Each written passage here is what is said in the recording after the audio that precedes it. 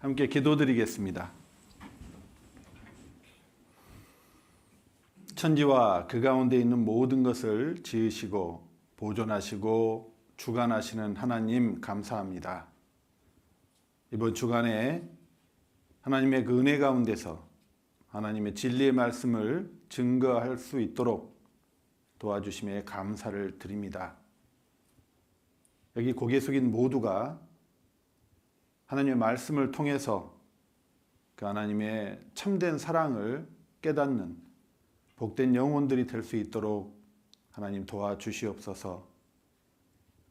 말씀을 듣는데 어떤 어려움도 틈타지 않도록 이끌어 주시고 그 마음 문도 하나님께서 말씀을 향해 활짝 열어 주시옵기를 간절히 빌고 원합니다. 오늘 말씀에 처음부터 끝까지의 모든 것 하나님께 의지합니다. 예수님 이름으로 기도드렸습니다. 아멘. 성경 말씀 한 구절 찾겠습니다. 요한복음입니다. 요한복음 13장 19절입니다.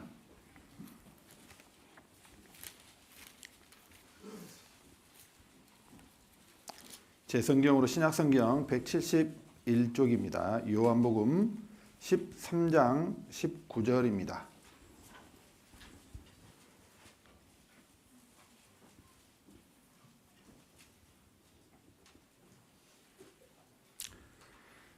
찾으셨으면 한 구절 19절만 함께 같이 읽겠습니다.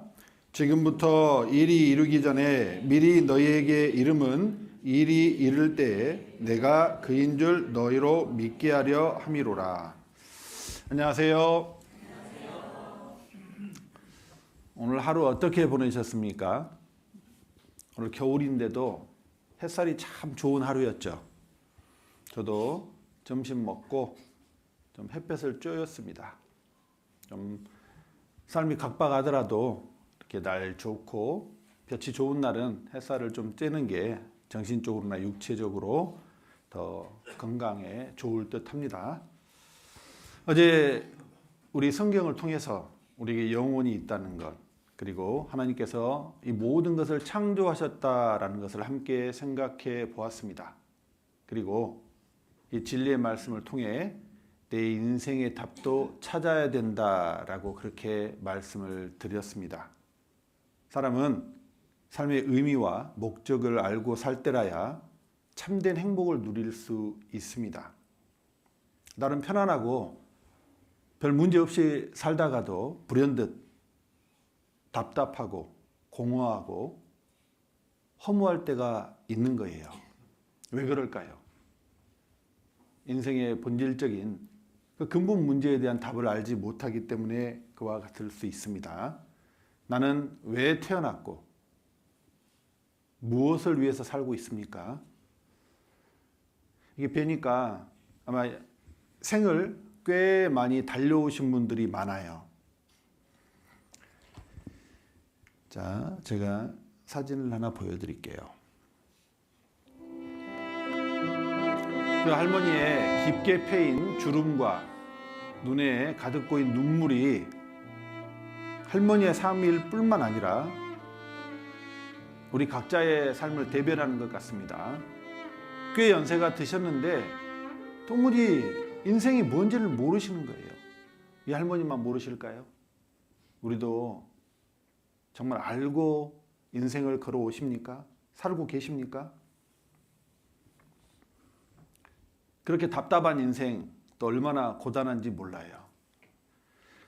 하나님께서 말씀하셨습니다. 욥기서에 인생은 고난을 위하여 났나니 불티가 위로 나름 같으니라 라고 말씀하셨어요.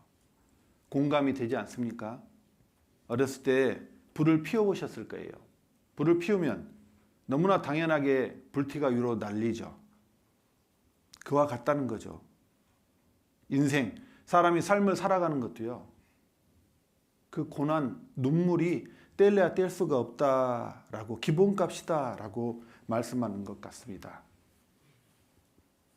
아니, 하나님 사람 사랑하신다면서 존귀하게 여기신다면서 왜 이렇게 고난과 눈물 골짜기를 통과케 하시는 걸까요? 하나님 말씀하셔요. 주께서 인생으로 고생하며 근심하게 하심이 본심이 아니시로다. 본심이 아니야. 다 까닭이 있는 거야 라고 말씀하십니다.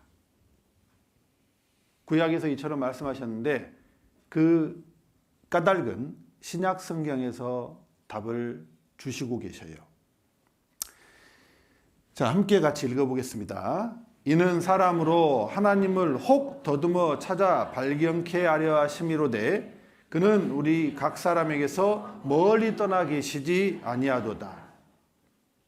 하나님께서 하나님을 찾아 발견케 하기 위해서 고난을 주시고 눈물을 주신다라고 말씀하십니다. 이 그림을 보면 좀 이해가 되실 거예요. 자, 어떤 아이가 좋아하는 장난감을 가지고 신이 났습니다. 아픈 데도 없고 배고픈 것도 없고 지금 뭐가 궁한 게 없어요. 아빠가 퇴근해서 들어와도 본체 만취합니다. 자, 이 아이는 이 상태에서 엄마를 찾을까요? 안 찾을까요? 안 찾아요. 그런데 상황이 바뀝니다. 자, 가지고 놀 장난감도 없고요. 집에 아무도 없어요. 게다가 배까지 아파오네. 엄마를 불렀는데 계속 없어. 눈물까지 흘리면 누굴 찾아요? 엄마를 찾게 되는 거예요. 인생이 마치 그와 같습니다. 형통할 때는요, 인생 돌아보지 않아요. 남의 어려움도 모르지만 자기 죽는다는 생각도 못하고 천년만년 살 것 같이 여깁니다. 그러니 무슨 하나님을 찾겠습니까? 사람이 사방이 꽉 막혀야 그제서야 눈을 들어 위 하늘을 쳐다보는 거예요. 질병이 찾아오고 경제적인 어려움이 있고 마음이 무너질 때 비로소 그때서야 인생을 돌아보고 하나님을 찾게 되는 게 인생입니다. 그래서 하나님께서 내 삶에 눈물을 넣기도 하시고 어려움을 넣기도 하시고 고난을 더하시는 거예요. 하나님을 더 배워보면 그 하나님의 섭리에 대해서 더 깨닫게 되십니다. 어제 하나님을 만날 수 있는 방법에 대해서 몇 가지 말씀을 드렸습니다. 자, 오늘은 역사가 증거하는 하나님에 대해서 한번 함께 생각해 보려고 합니다. 그리고 어제 예고편 보셨죠? 너무 짧은 예고편이었지만 눈썰미가 좋은 분은 이스라엘이라는 단어를 보셨을 겁니다. 하나님의 증인이라고 하는 이스라엘. 이스라엘이 어떻게 우리와 하나님을 연결시켜 주는지 오늘 함께 살펴보도록 하겠습니다. 오늘 시작할 때 읽은 말씀이 바로 이 말씀이에요. 지금부터 일이 이루기 전에 미리 너희에게 이름은 일이 이룰 때에 내가 그인 줄을 너희로 믿게 하려 함이로라. 자, 하나님께서 말씀하셨습니다. 자, 지금부터 일이 이루기 전에 먼저 너희에게 이름은 이게 무슨 말이에요? 예언하셔서 기록해 놓으신 거예요. 미리 성경을 기록해 놓으시고 일이 이룰 때에 자, 사람도 예측은 할 수 있죠. 그런데 그 예측이 맞냐 안 맞냐는 별개의 문제입니다. 그러나 하나님은 사람이 아니시죠? 예언하시고 그 일을 이루십니다. 그걸 이룰 때에 내가 하나님이 그인 줄, 사람이 아니신 천지를 창조하시고 모든 걸 주관하시는 전능자이심을 너희로 믿게 하기 위해서 이와 같이 하셨다라고 말씀하십니다. 세계에 수많은 종교가 있습니다. 그 종교마다 선을 권장하고 악을 지향하는 내용들이 있어요. 그런데 어떤 책도 역사를 먼저 기록한 책은 없습니다. 오직 성경이 유일합니다.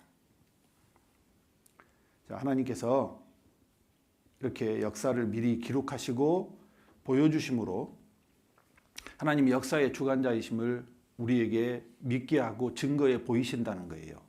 그런데 요즘도 야, 이게 어떻게 하나님의 말씀인 줄 어떻게 알아? 이런 이들이 있지만 그 옛날에도 있었어요. 이사야서를 보면 네가 혹시 심중에 이르기를, 사람이 이렇게 말하는 겁니다. 그 말이 여호와의 이르신 말씀인지 우리가 어떻게 알리오하리라. 야, 이게 사람이 쓴 책이지 이게 무슨 하나님의 말씀인지 우리가 어떻게 할 수 있어? 라고 그렇게 말하는 이들이 있는 거예요. 이에 대해 하나님께서 말씀하십니다. 만일 선지자가 있어서 여호와의 이름으로 말한 일에 증언도 없고 성취함도 없으면 이는 여호와의 하나님의 말씀하신 것이 아니요 그 선지자가 방자히 한 말이니 너는 그를 두려워 말지니라. 하나님께서 말씀하셔요. 자, 그 말씀에 증언, 성취가 없으면 믿지 마. 그런데 반대로 하면요. 만약 증언이 있고 성취가 있으면 그때는 그 하나님 말씀에 겸손한 마음으로 청종을 해야 되는 거예요. 자, 그러면 이 증언이 뭐고 성취함이 뭐냐? 자, 증언은 이전 일의 확실한 증거입니다. 확실한 증거. 제가 어제 말씀드렸죠. 생각하고 확인하고 그렇게 따져보고 믿어야 된다고. 성취는요. 하나님이 예언하셨습니다. 그 예언이 이루어진 게 확실히 있느냐라는 거예요. 그래서 이 증언과 성취를 우리가 확인해 보면 성경이 사실임을 알 수 있고 궁극적으로 하나님이 계시는 정도가 아니라 하나님이 살아계신다라는 것을 우리가 믿어 의심치 않을 수 있다는 거예요. 자, 우리는 지금 무슨 소설이나 판타지나 전설을 배우고 있는 게 아닙니다. 성경은 살아있는 역사를 기록하고 있는 그런 하나님의 책입니다. 그래서 우리 시대의 위대한 설교자 마틴 로이드 존스는 이처럼 말했습니다. 우리의 믿음은 전적으로 무엇을 근거로 하고 있다고요? 역사적 사실을. 여러분, 왜 전설과 설화 이런 신화가 역사가 되지 못합니까? 증거가 없어요. 증거가. 단군 신화에 대한 증거가 있습니까? 없습니다. 근데 성경은요. 증거가 뒷받침하고 있기 때문에 역사가 되고 팩트가 되는 거예요. 자, 어떤 분이 그래요. 야, 이 역사 승자의 기록 아니야. 승자가 바뀌었으면 역사는 달리 기록될 수 있었어 라고 말하시는 분도 있습니다. 근데 여러분, 수천 년간 인류 역사가 그렇게 녹록치가 않습니다. 많은 검증을 이루어서 지금 우리에게 왔죠. 100번 양보해서 그래요. 승자의 기록이라고 쳐도 결코 부인할 수 없는, 변개할 수 없는 진실이 땅에 묻혀 있습니다. 뭘까요? 바로 고고학입니다. 고고학은 변개할 수가 없잖아요. 성경은 그 고고학으로도 입증되고 있어요. 자, 고고학이 뭡니까? 한마디로 말하면 땅을 파는 거예요. 그런데 성경은 좀 유리하죠? 텍스트북이 있잖아요. 성경이나 텍스트북. 여러분, 예루살렘은 수천 년 전에도 그 도시 이름이 예루살렘이었습니다. 성경에 많은 지명이 그때나 지금이나 동일하게 쓰여요. 그러면 그곳에 가서 땅을 팝니다. 파면 성경에서 말씀하시는 도시가 나오고 유적이 나오는 거예요. 자, 이분은요, 오래 기다리셨죠? 띄워놓고. 넬슨 글룩이라는 아주 저명한 우리 시대의 고고학자예요. 자, 우리는 고고학 하면 어때요? 공룡 뼈 이렇게 붓으로 털고 하는 생물 고고학을 많이 생각하는데 제가 외국에 살아보니까 외국은 학술 고고학, 특히 성경 고고학, 성서 고고학이 상당히 발달되어 있습니다. 이분은 하나님을 믿는 분이 아니셨어요. 그런데 학자의 호기심으로 성서 고고학에 입문하셔서 공부를 하고 발굴 현장에서 평생을 보냈습니다. 그가 말년에 이르기를 내가 성서 고고학 발굴에 참여한 횟수가 2만 5천 건이다. 그런데 그 2만 5천 건 어느 한 건도 성경과 일치하지 않은 것이 없었다라고 그렇게 고백을 했습니다. 고로 나는 성경을 그리고 하나님을 믿을 수밖에 없었다라고 그렇게 고백을 했습니다. 여러분, 성경은 실제 역사입니다. 하나님께서 인류를 처음 시작한 것도 성경에 기록되어 있죠. 여러분, 에덴이라고 혹시 들어보셨을 거예요. 내가 교회를 한 번도 안 다녀봤어도 에덴 들어보셨죠? 하나님께서 그 에덴에 지으신 첫사람을 두시고 인류의 역사를 시작하신 거예요. 창세기 2장에 나와 있습니다. 여호와 하나님이 동방의 에덴에 동산을 창설하시고 그 지으신 사람을 거기 두시고, 자, 하나님께서 그 지으신 사람을 어디에 두셨는지 분명히 말씀하시죠? 에덴에 두셨다. 자, 에덴이 어디일까요? 교회를 꽤 다닌 분한테 제가 에덴이 어디일까요? 라고 질문을 드렸다가 적잖이 충격을 받았습니다. 그분이 한 수십 년 교회를 다니셨대요. 저에게 하는 말씀이 땅과 천국과 그 사이에 어딘가의 유토피아, 이렇게 말씀을 하시더라고요. 제가 성경을 몰랐다면 그러시군요 라고 했겠죠. 성경을 배워보니까 성경에 분명히 에덴의 위치가 나와 있어요. 엄연히 에덴은 우리가 살고 있는 이 땅에 존재했었고 그 위치를 알 수 있도록 하나님이 에덴의 위치를 알려주셨습니다. 창세기 2장에 에덴을 말씀하셨고요. 2장 10절, 11절, 13절에 이렇게 말씀하셨습니다. 강이 에덴에서 발원했다, 시작되었다는 겁니다. 동산을 적시고 거기서부터 갈라져 네 근원이 되었으니 첫째 이름은 비손이라 금이 있는 하윌라 온 땅을 둘렀으며 둘째 강의 이름은 기온이라 구스 온 땅을 둘렸고. 자, 강이 네 개가 에덴에서 시작됐는데 첫째 강의 이름은 기온이다, 둘째 강의 이름은 비손이다 라고 강의 이름을 알려주십니다. 그리고 셋째 강, 넷째 강의 이름도 알려주셔요. 네 개 강. 자, 셋째 강의 이름은 히데겔이라 아스루 동편으로 흐르며 넷째 강은 유브라데더라. 자, 그런데 여기 보면 셋째 강의 이름이 히데겔이라고 되어 있죠. 그런데 영어 성경을 보면 판이하게 달라요. The name of the third river is the Tigris라고 되어 있습니다. 티그리스 좀 들어본 것 같죠? 히데겔은 금시초문인데 왜 이렇게 차이가 있느냐? 그런데 넷째 강의 이름은 유브라데라고 그랬는데 그나마 영어 성경 유프레이티스 비슷해요. 근데 왜 셋째 강의 이름은 이렇게 다를까? 자, 이 히데겔이라는 발음은 이스라엘 사람들의 언어인 히브리어로 히데겔이라고 부릅니다. 근데 영어 성경은 헬라어, 그리스어를 번역한 거거든요. 그리스어로는 그 히데겔이 티그리스예요. 마치 지금 튀르키예에 있는 이스탄불이라는 도시가 있죠. 그게 그리스 말로는 콘스탄티노플이라고 그러잖아요. 동일한 곳을 다른 나라 언어로 부르니까 다르게 부를 뿐입니다. 그래서 영역본을 보면요, 좀 작지만 티그리스와 히데겔을요 병용해서 사용하고 있음을 볼 수 있어요. 제가 찾아봤거든요. 그래서 히데겔이 티그리스가 맞습니다.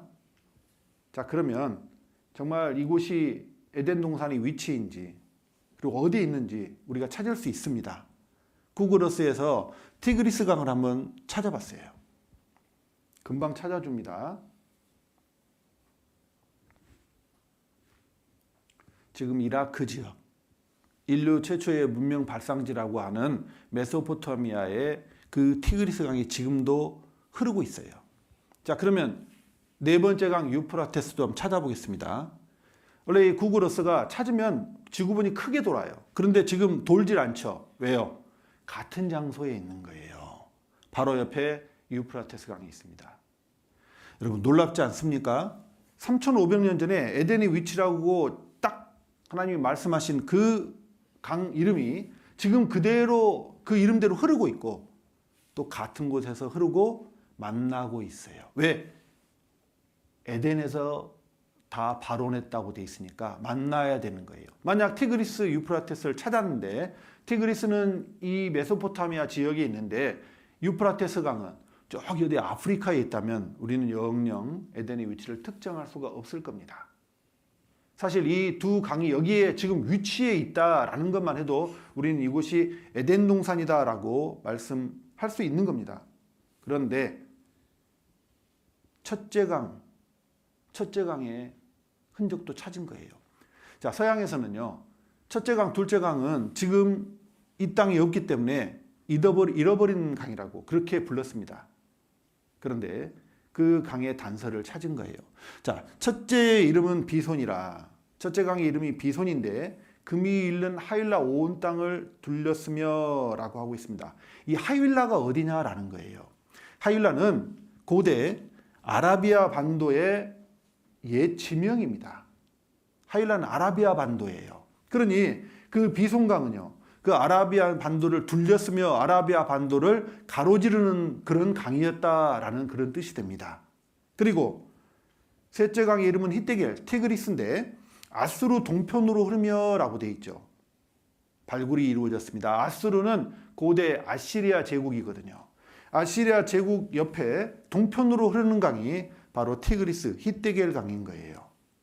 이곳이 에덴 동산 위치인 건 틀림없습니다. 그런데 아주 재미있는 것은요,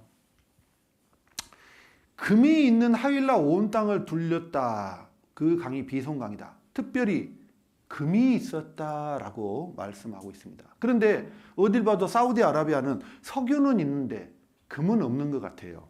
여러분, 근데 그거 아십니까? 사우디아라비아에 금이 많아요. 자, 로이터는 영국의 정론지죠. 거기에서 2023년에 사우디아라비아 광산회사 마덴에 새로운 금광 발견했다라는 기사가 떴습니다. 그리고 올해 1월에 또 다른 기사가 떴어요. 석유 강국 사우디 잭팟 터졌다. 초대형 금광석 금 대량 발견. 이게 언제예요? 1월 14일자 신문입니다. 이런 걸 보고 되는 집은 된다고 그러죠. 그런데 성경에 기록되어 있잖아요. 금이 있는 하윌라 온 땅을 둘렸으며 왜 다른 소식이 많은데 금이 있다고 했을까? 실제로 그 사막 한가운데 금이 그렇게 많이 있는 거예요. 자, 그러면 우리는 비송강의 위치도 어느 정도 짐작할 수 있는데 이제 과학이 발달하면서요. 그곳의 위치를 그 강을 잃어버린 강을 찾아버린 거예요. 신학자가 찾은 게 아닙니다. 자, 이 잡지가 아니죠. 매거진이죠. 크리스티애니티 투데이라는 아주 저명한 성경 매거진입니다. 여기에 하나 기사가 실렸어요. 제목이 이 사진들이 잃어버린 에덴의 강의 증거가 될까? 라는 그런 제목의 기사였습니다. 자, 한 분을 소개해 드리겠습니다. 이분은 파룩 엘 바즈라는 이집트계 미국인이에요. 목사 아닙니다. 과학자예요. 미 항공우주국 나사의 과학자예요. 이분이 주로 하는 일이 뭐냐면 인공위성 사진을 판독하는 겁니다. 어느 날 중동 지방의 인공위성 사진을 판독하다가 깜짝 놀랐어요. 자, 이분이 판독한 사진들, 그 기사에 나온 사진들을 제가 캡처해서 보여드리겠습니다. 자, 4개의 사진만 보여드렸는데 그 외에도 굉장히 많아요. 이게 무슨 사진이냐면은 인공위성이 그 위를 날아가면서 투사를 한 거예요. 그 모래 밑에 잠겨 있는 바닥에 있는 그런 지형들을 보면서 커다란 강줄기가 있는 걸 발견한 겁니다. 그래서 그 기사 원문을 한번 띄워보겠습니다. 뭐 이 정도는 다 읽으시는데 그냥 제가 해석을 해드리겠습니다. 나사의 과학자였던 파룩 엘 바즈는 자신의 그 인공위성 사진을 분석하면서 잃어버린 강 비손을 발견했다는 거예요. 그런데 그가 말하기를 이곳이 지금은 사막이지만 5,000년 전에는 정말 비옥한 땅이었다는 것을 그 사진을 판독하면서 알게 된 겁니다. 그렇습니다. 그것이 바로 에덴이었던 거예요. 에덴의 강이 지금은 사막의 밑에 화석화된 강으로 흐르고 있지만 그 5,000년 전에는요, 참으로 아름다운 낙원 같은 그런 곳이었다라는 것을 과학이 밝혀내고 있습니다. 지금도 그래요. 이 동영상 한번 보십시오. 아라비아의 태양이 다시 기승을 부린다.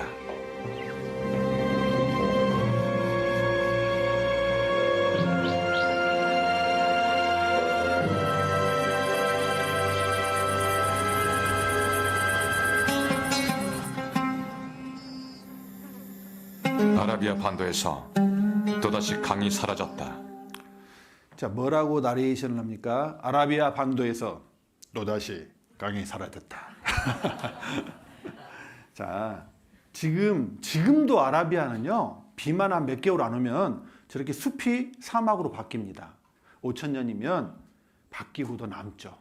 그래서 지금 학자들이 특정을 하는 곳이 이곳입니다. 세 번째 강 티그리스와 네 번째 강 유프라테는 지금도 흐르고 있잖아요. 하윌라 온 땅을 둘린 비송강은 그 밑으로 흐르고 있는 증거가 있고요. 구스 온 땅으로는 기온이 이렇게 흘렀을 것이다. 그러니 이곳이 과거에 하나님이 말씀하신 최초의 그 사람을 살게 하셨던 에덴이 맞다라고 그렇게 특정을 하는 겁니다. 자, 이곳에 누가 살았냐? 하나님이 지으신 첫사람 아담과 하와가 살고 있습니다. 누드기 때문에 멀리서 잡았습니다. 자, 이 두 사람이 거기서 행복하게 잘 살았으면 좋으련만 하나님께서 한 가지 단서를 다셨거든요. 동산 중앙에 있는 선악을 알게 하는 나무의 과실은 먹지 마. 그거 하나만 한정을 두셨어요. 그런데 아담이 없는 새 마선생의 사주를 받은 뱀이 잡숴봐. 괜찮아. 결국 먹고 만 거예요. 남편에게도 줬죠. 범죄했습니다. 이게 왜 범죄입니까? 하나님이 정말 하나님을 사랑했다면 하나님이 단 하나 명하셨던 것 지킬까요? 안 지킬까요? 지키죠. 저희 아내가 하나를 부탁을 했어요. 그것만 하지 말아달라고. 다른 건 다 괜찮다고. 그것만 하지 말아달라고. 내가 아내를 사랑한다면 그걸 지킬까요? 안 지킬까요? 그걸 안 지킨다면 사랑의 관계를 깨트린 거예요. 하나님과의 사랑의 관계를 사람이 깨트려버린 겁니다. 그 이후에요. 자기들이 벗고 있는 그 수치를 알게 된 거예요. 죄의 수치를 알게 됐죠.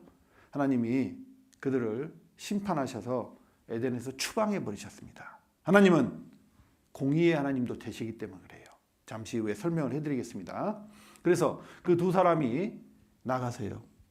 이제 많은 자녀를 낳고 그 두 사람을 위해서 사람이 엄청 많아진 거예요, 세상에. 그런데 사람이 하나님을 떠나면 착하게 살까요? 죄를 짓고 살까요? 죄를 짓고 산 거예요.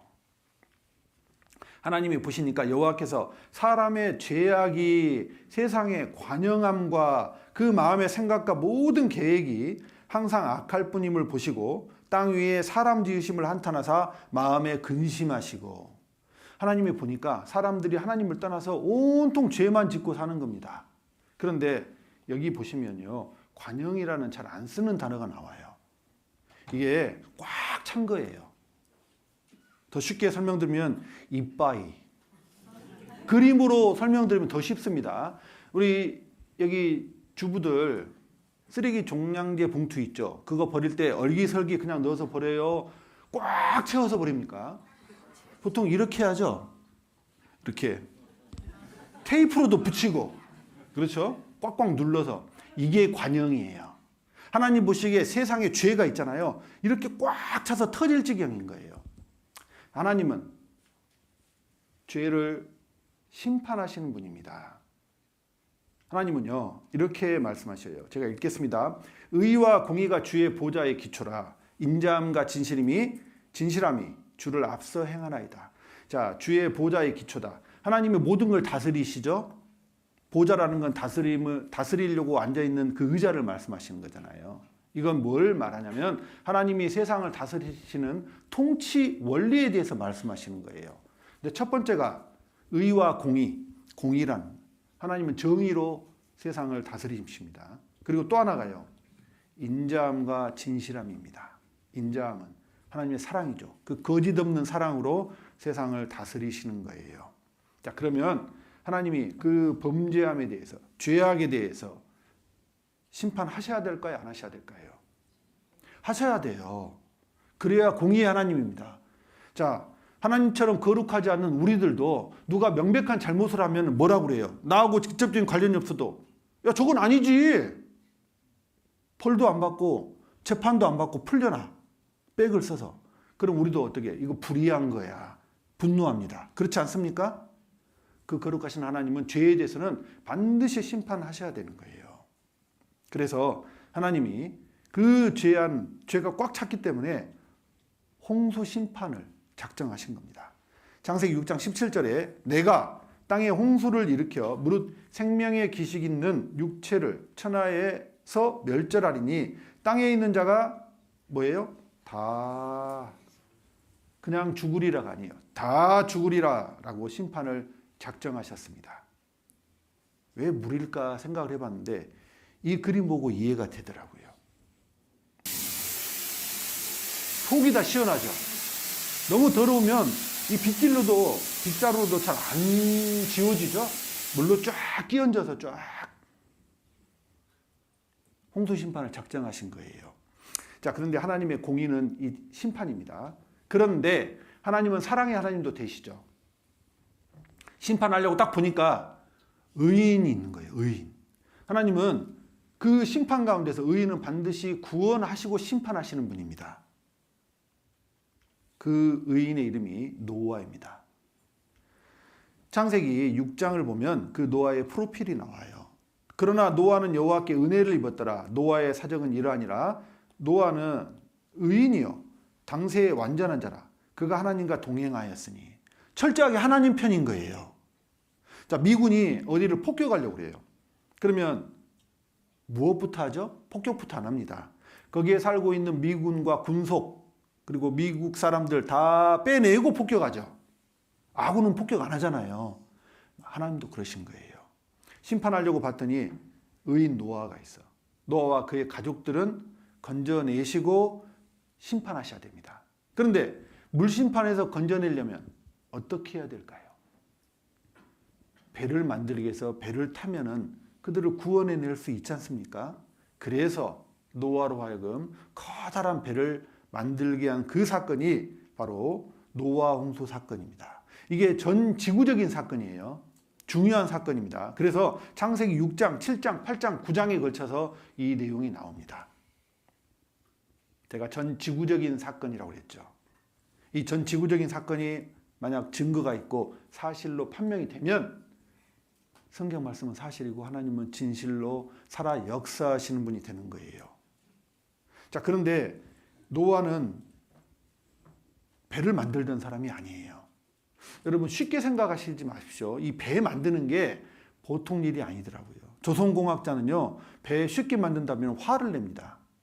자, 노아에게 하나님께서 무슨 재료로 어떻게 배를 만들라고 자세히 가르쳐 주셨습니다. 너는 잣나무로 방주를 짓되. 아마 나무 좀 아시는 분은 알 거예요. 잣나무 내구성이 엄청 단단하죠. 그 안에 간들을 막고 격자 구조로 만들라는 거예요. 자, 배를 보면은요, 배가 파도를 만나게 되면 이렇게 장력을 받는다고 그래요. 늘어짐 받고 처짐 받고 큰 파도를 만나면 더 세게 받는다고 그래요. 그래서 배를 잘못 만들면 이렇게도 되는 겁니다.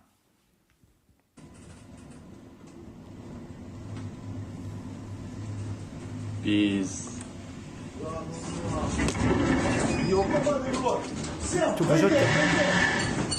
아니, 쇠로 된 배가 부셔져 버리죠.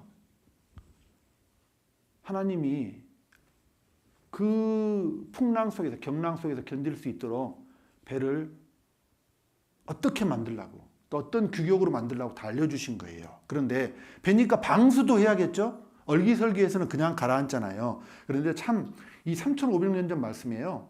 여기 보시면 역청으로 그 안팎을 칠하라 라고 말씀하셨어요. 역청이 뭘까요? 쉽게 생각하면 아스팔트입니다. 석유가 다 휘발되고 나면 시커먼 끈적끈적한 거 남잖아요. 우리 그 도로 까는 거. 아시다시피 중동은 예전에도 석유가 있었고 지금도 석유가 많이 나잖아요. 석유가 자연적으로 휘발되고 남은 그 찌꺼기가 지금도 지천으로 놀린 것이 중동 지방입니다. 그래서 지금도 배 방수제로 쓰고 있다라는 다큐멘터리도 있어요. 오늘날에도 이라크인들의 일상생활 여기저기에 이 역청이 많이 쓰인다. 역청은 방수성이 뛰어나기 때문에 배 밑창이나 지붕에 발라 물이 새는 것을 막는 데 이용된다.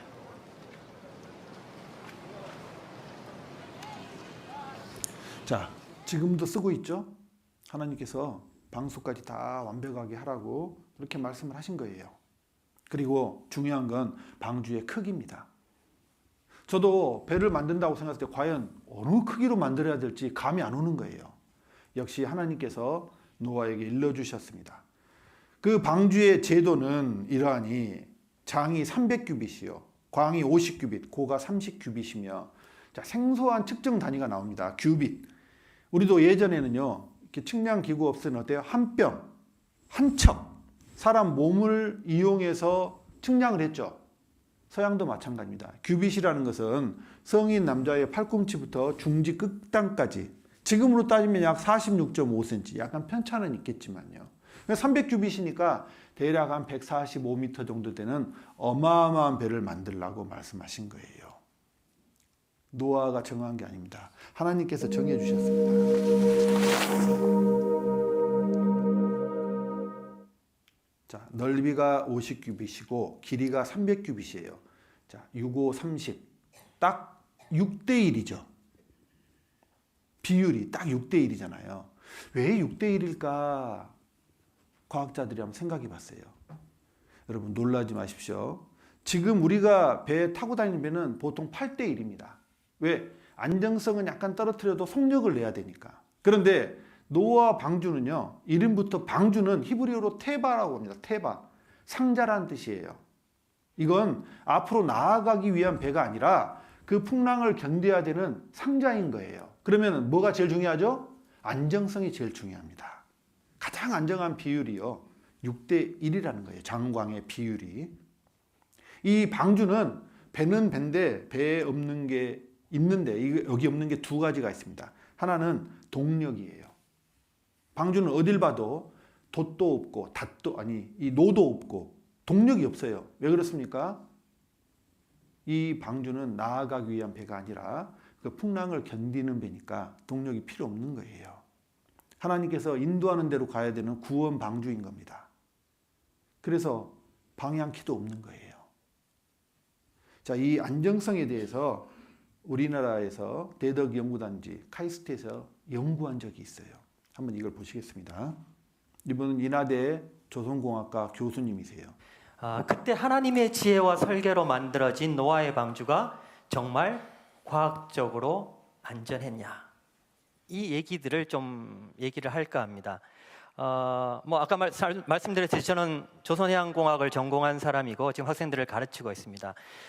제가 인하대학에 오기 전에 대덕 선박연구소에서, 대덕에 있는 선박연구소에서 연구원으로 오랫동안 근무를 했었습니다.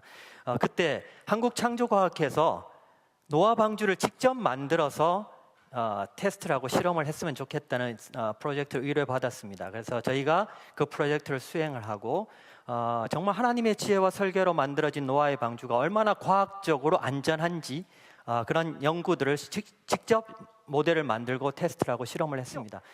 세계적으로 공인된 수조에서 저희가 모델을 만들고 실험을 했습니다. 길이가 200m, 폭이 16m, 깊이가 7m. 여기 파도를 일으키는 장치가 있고요. 여기 센서들을 다 모델에 붙여가지고 하면 컴퓨터실에서 다 모델의 움직임에 대해서 다 파악이 됩니다. 실제로 기상 관측사상 가장 높은 파도가 32m라고 그럽니다. 그런데 저희가 실험을 해보니까 43m까지도 방주가 안전합니다. 정말 놀라운 거 아닙니까? 여러분, 멀미하는 게 울렁울렁 할 때마다 멀미하지 않습니까? 그 기준, 여객선 기준이 중력 가속도 G의 34% 내로 들어와야 됩니다. 그런데 이 방주는 17.5% 정도로 들어옵니다. 그러니까 충분히 안에 탄 사람이 쾌적함을 느낄 수 있다는 얘기. 자, 5,000년 전에 배를 처음 만들었던 노아가 어떻게 이렇게 최고로 안전한 배를 만들 수 있었을까요? 하나님이 제도를 주시고 방법을 주셨기 때문이에요. 지금 이 교수님이 설명하고 있죠. 기상 관측사상 최고 파도가 32m인데 43m 파도까지 견딘다는 거예요. 이게 건물로 따지면 꽤 높은 건물이죠. 10층이 훨씬 넘는 건물이잖아요. 그 파도 높이가. 그리고 멀미를 하는데 여객선도, 큰 여객선은 요즘은 거의 멀미 안 합니다. 그런데 그 여객선보다도 2배 이상 안전하게 멀미를 안 할 수 있게 설계된 것이 바로 이 방주다라고 이렇게 말씀하고 있는 거예요. 자, 그 방주를 다 완성하자 이제 비가 내리기 시작했습니다. 물이 불어서 이렇게 육지에 있어 코로 생물의 기식을 호흡하는 것은 뭐예요? 다 죽었더라. 하나님 분명히 경고하셨죠. 다 죽으리라. 말씀하신 대로 다 죽었습니다. 어떤 분이 그래요. 아니, 비가 뭐 얼마나 오면은 이게 잠겨, 그러시더라고요. 40일 밤낮을 쉬지 않고 왔답니다. 작년 7월인가요? 저 그날 여기서 잘 뻔했어요. 기록적인 폭우가 와서 막 침수되고 그랬잖아요. 이거 뉴스 한번 보십시오. 물에 잠긴 도로에서 역주행으로 차량이 대피합니다. 자, 잠깐 보여드렸습니다. 7월 17일. 눈썰미 있는 분들은 잘 보세요. 여기가 어딘지. 물에 잠긴 도로에서 역주행으로 차량이 대피합니다. 도심에서 맨홀 뚜껑이 열려 물이 뿜어져 나옵니다. 여기 바로 이륙 카센터 내려가면 우회전하는 도로 있잖아요. 우회전하면은 거기 있는 고깃집이랑 거기더라고요. 거기가 사실 다 침수됐거든요. 그 고깃집 침수돼서 한 달 동안 영업 못했습니다. 잠시 한나절 비가 왔는데도 이렇게 됐잖아요. 그럼 40일 밤낮 비가 오면은 어떻게 될까요? 다 잠기는 겁니다. 그냥 다 잠기는 거예요. 그때 그렇게 비가 쏟아졌습니다. 자, 그런데 우리가 그냥 믿을 수는 없잖아요. 궁금한 게 있잖아요. 아니, 그렇게 많은 비는 도대체 어디서 왔는데, 그렇게 많은 물은 도대체 어디에서? 그런 의문이 생길 수밖에 없습니다. 해소해야죠. 자, 지구 전체가 물에 완전히 덮인 적이 있었냐라는 거예요. 덮인 적이 있었으면 그 물은 어디서 왔는데? 이 역시 성경에 그 답이 있습니다. 창세기 1장 7절을 보면요. 하나님이 궁창을 만드사 궁창 아래의 물과 궁창 위의 물로 나뉘게 하심에 그대로 되니라 라고 말씀하셨습니다. 자, 하나님이 궁창은 그냥 우리가 보고 있는 푸른 하늘 생각하시면 돼요. 그걸 만드셨는데 궁창 아래의 물을 만드셨고 궁창 위에 물이 있다라고 말씀하시는 거예요. 궁창 아래의 물은, 하늘 아래의 물은 이해가 되죠. 바다도 있고 강도 있고 호수도 있고. 하늘 위의 물은 뭘까? 그림으로 보시면 쉬워요. 자, 궁창을 만드시고 궁창 아래의 물, 지구에 땅에 강도 있고 호수도 있고 많이 있죠? 그런데 노아 홍수 전 지구의 환경은 지금과 판이하게 달랐습니다. 궁창 위에 물층이 하나 있었던 거예요. 이 물층이 무슨 작용을 하느냐? 지구를 보호하고 사람의 생장을 계속하게 하며 장수하게 하는 아주 보호막 역할을 했던 겁니다. 자, 이처럼 우주에서 어마어마하게 많은 유해 광선들이 지구를 향해서 날아옵니다. 자외선도요, A, B, C도 있고요. 뭐 어마어마한 유해 광선들. 우리 지금 그거 다 맞고 사는 거예요. 그런데 노아 홍수 때는요, 홍수 전에는 그것들이 다 반사가 되거나 굴절이 돼서 들어오는 거예요. 그때 이게 다 쏟아져 내린 거예요. 그런데 여기 보시면요, 노아 600세 되더니라고 돼 있어요. 600세. 60세가 아닙니다. 왜? 너무나 좋은 환경에서 오래 살았던 겁니다. 그때 하늘의 창들이 열려 그때 다 쏟아진 거예요. 그게 노아 홍수 사건입니다. 이렇게 된 거죠. 물층이 다 쏟아져 내린 거예요. 자, 그러면 어떻게 될까요? 이제 그 유해한 광선들이 아무런 보호장치 없이 지구에 다이렉트로 떨어지게 된 거예요. 여러분, 이 유해 광선 중에서 딱 하나, 자외선이 얼마나 사람 피부를 노화를 시키는지 제가 한 사진으로 증명해 보일 수 있습니다. 자, 이 남자는 트러커예요. 우유를 배달하는 트럭 운전사입니다. 미국에서 한 20여 년이 넘게 트럭 운전을 했어요. 그런데 보시다시피 왼편과 오른편의 주름 정도가 판이하게 다르죠. 왜 이럴까요? 이쪽으로는요, 아침에 출근할 때도 햇볕을 쬐고 오후에 퇴근할 때 그 방향으로 다시 올 때는 해가 이제 반대 방향으로 가죠? 또 쬐는 거예요. 이쪽하고 너무 다르잖아요, 피부가.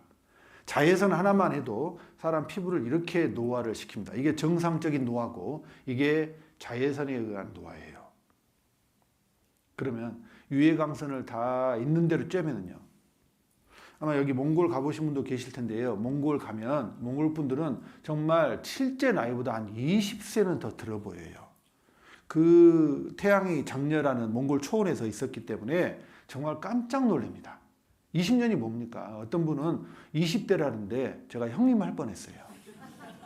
정말 심각하더라고요. 그리고 이 텍사스 주립대에 번지 교수가 자기 팀들과 연구를 했어요. 여러분, 태양풍을 막는 자기장이 있다는 것쯤은 아실 거예요. 그렇죠? 그래서 태양풍을 밀어내잖아요. 그런데 이 자기장에 반감기라는 게 있다는 겁니다. 1400년 정도 지나면은 이 자기장의 세기가 반으로 준다는 거예요. 그래서 역추격을 했더니 BC 775년경에는 지금보다 자기장 세기가 4배가 강했고요. 쭉 거슬러 올라가니까 노아 홍수 이전에는요, 무려 지금의 자기장보다 32배가 자기장이 강했어요. 그러면 밖에서 오는 유해강선들이나 태양풍이나 지구 근처에 얼씬도 못한 거예요. 얼마나 살기 좋았을까요? 여러분, 지금도 운동하고 음식하고 환경 운운하는데 환경이 제일 우선입니다. 그리고 과학자들이 말하기를 최소한 노아 홍수 전에 그 대기 말고 이 환경, 숲이 지금보다 100배 이상이 됐을 거예요. 우리 숲이 좋다는 건 알죠. 피톤치드도 나오고 왠지 숲에 가면 건강해지는 것 같잖아요. 근데 지금보다 최소 100배 이상 숲이 많았다면 장수하지 않았을까요?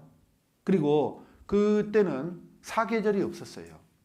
여러분, 사람이 늙는 이유 중에 하나가 계절 변화입니다. 그래서 어때요? 계절 바뀔 때 어르신들 많이 돌아가시잖아요. 계절도 없고 크게 추위도 없고 질병도 별로 없고 정말 사시사철 없이 온난하고 살기 좋은 그 노아 이전의 시대는요, 얼마든지 장수할 수 있었던 거예요. 그래서 생명에너지가 가득했던 그때 900살까지 장수할 수 있었다라고 말하는 과학자도 있습니다. 그리고 창세기 5장을 보면 놀랍게도 아담과 쭉 그의 후손들의 수명이 나와요. 그걸 제가 쭉 모아서 표를 한번 만들어 봤습니다. 한번 표를 보십시오.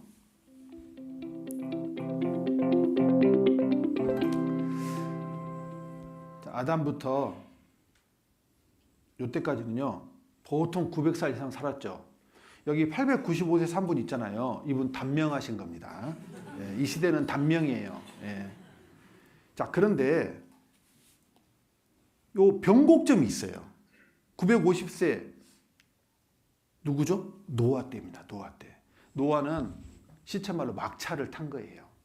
왜? 자기가 600살 때 그 물척이 없어지고 그때부터 환경이 파괴됐기 때문에 노아는 그래도 900살 이상 살았던 겁니다. 그런데 그 아들 때부터 시작해서 어때요? 그냥 수명이 툭 떨어진 거예요.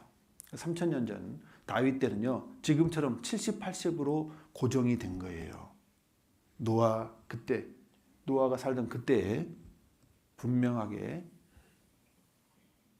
홍수 사건이 있었던 거예요. 자, 그러면 이런 거 말고 다른 증거들은 없어요? 라고 하실 수 있죠. 있죠.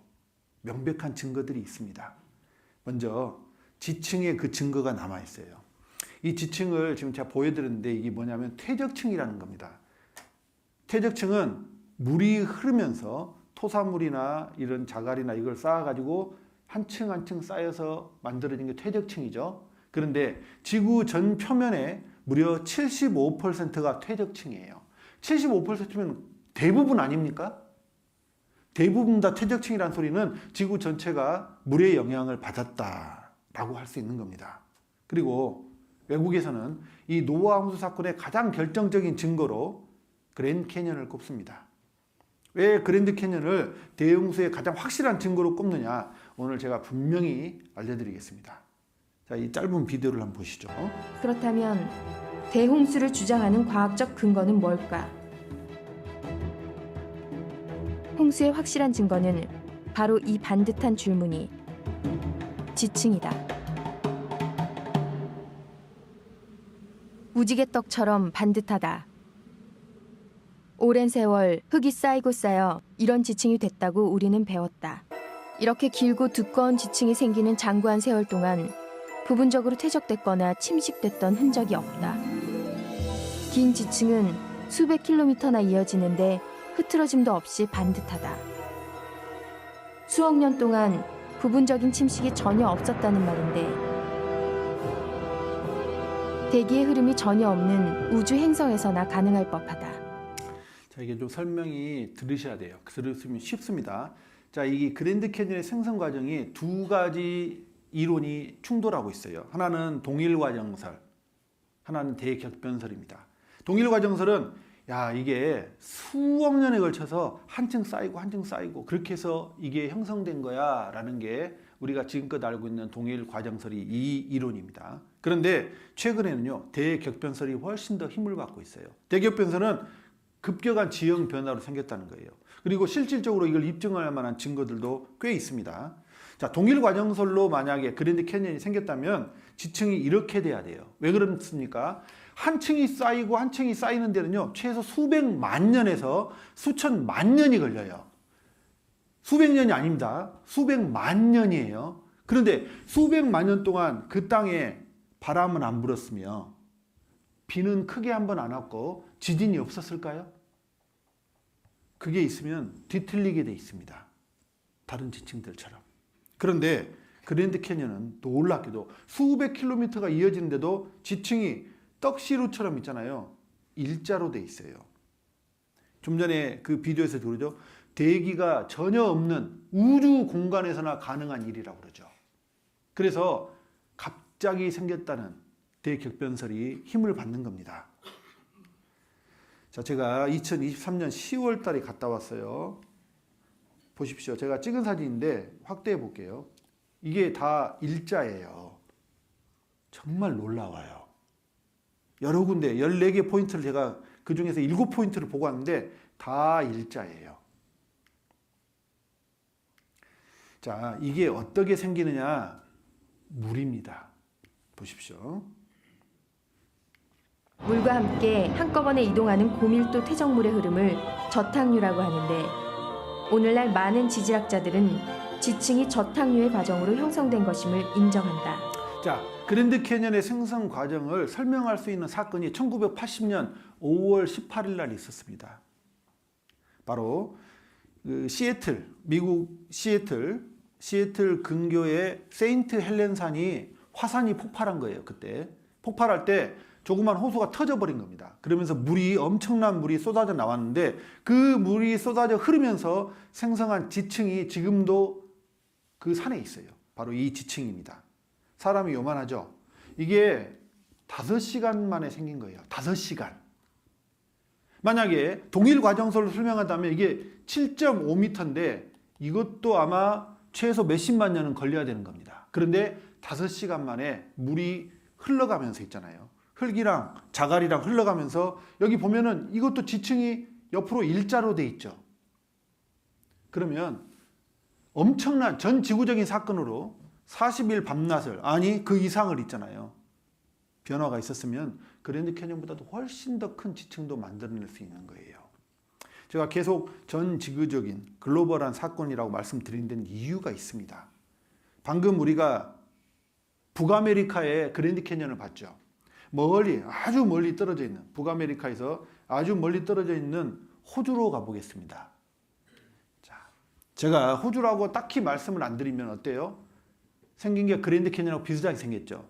그랜드 캐니언 옆에 브라이스 캐니언이라고 있는데 그 캐니언하고 너무 똑같이 생겨서 제가 깜짝 놀랐어요. 여기도 보면요 지층이 다 일자로 되어 있습니다. 시드니 근교에 있는 블루 마운틴이라는 산이에요. 또 시드니에서 한참 가면 남동쪽으로 조그만 섬이 있는데 태즈메니아라는 섬이 있습니다. 그 섬에서 학자들이 뭐라고 그러냐면 지질학자들이 태즈메니아에서 그랜드 캐니언의 일부를 찾았다. 이게 무슨 말이에요?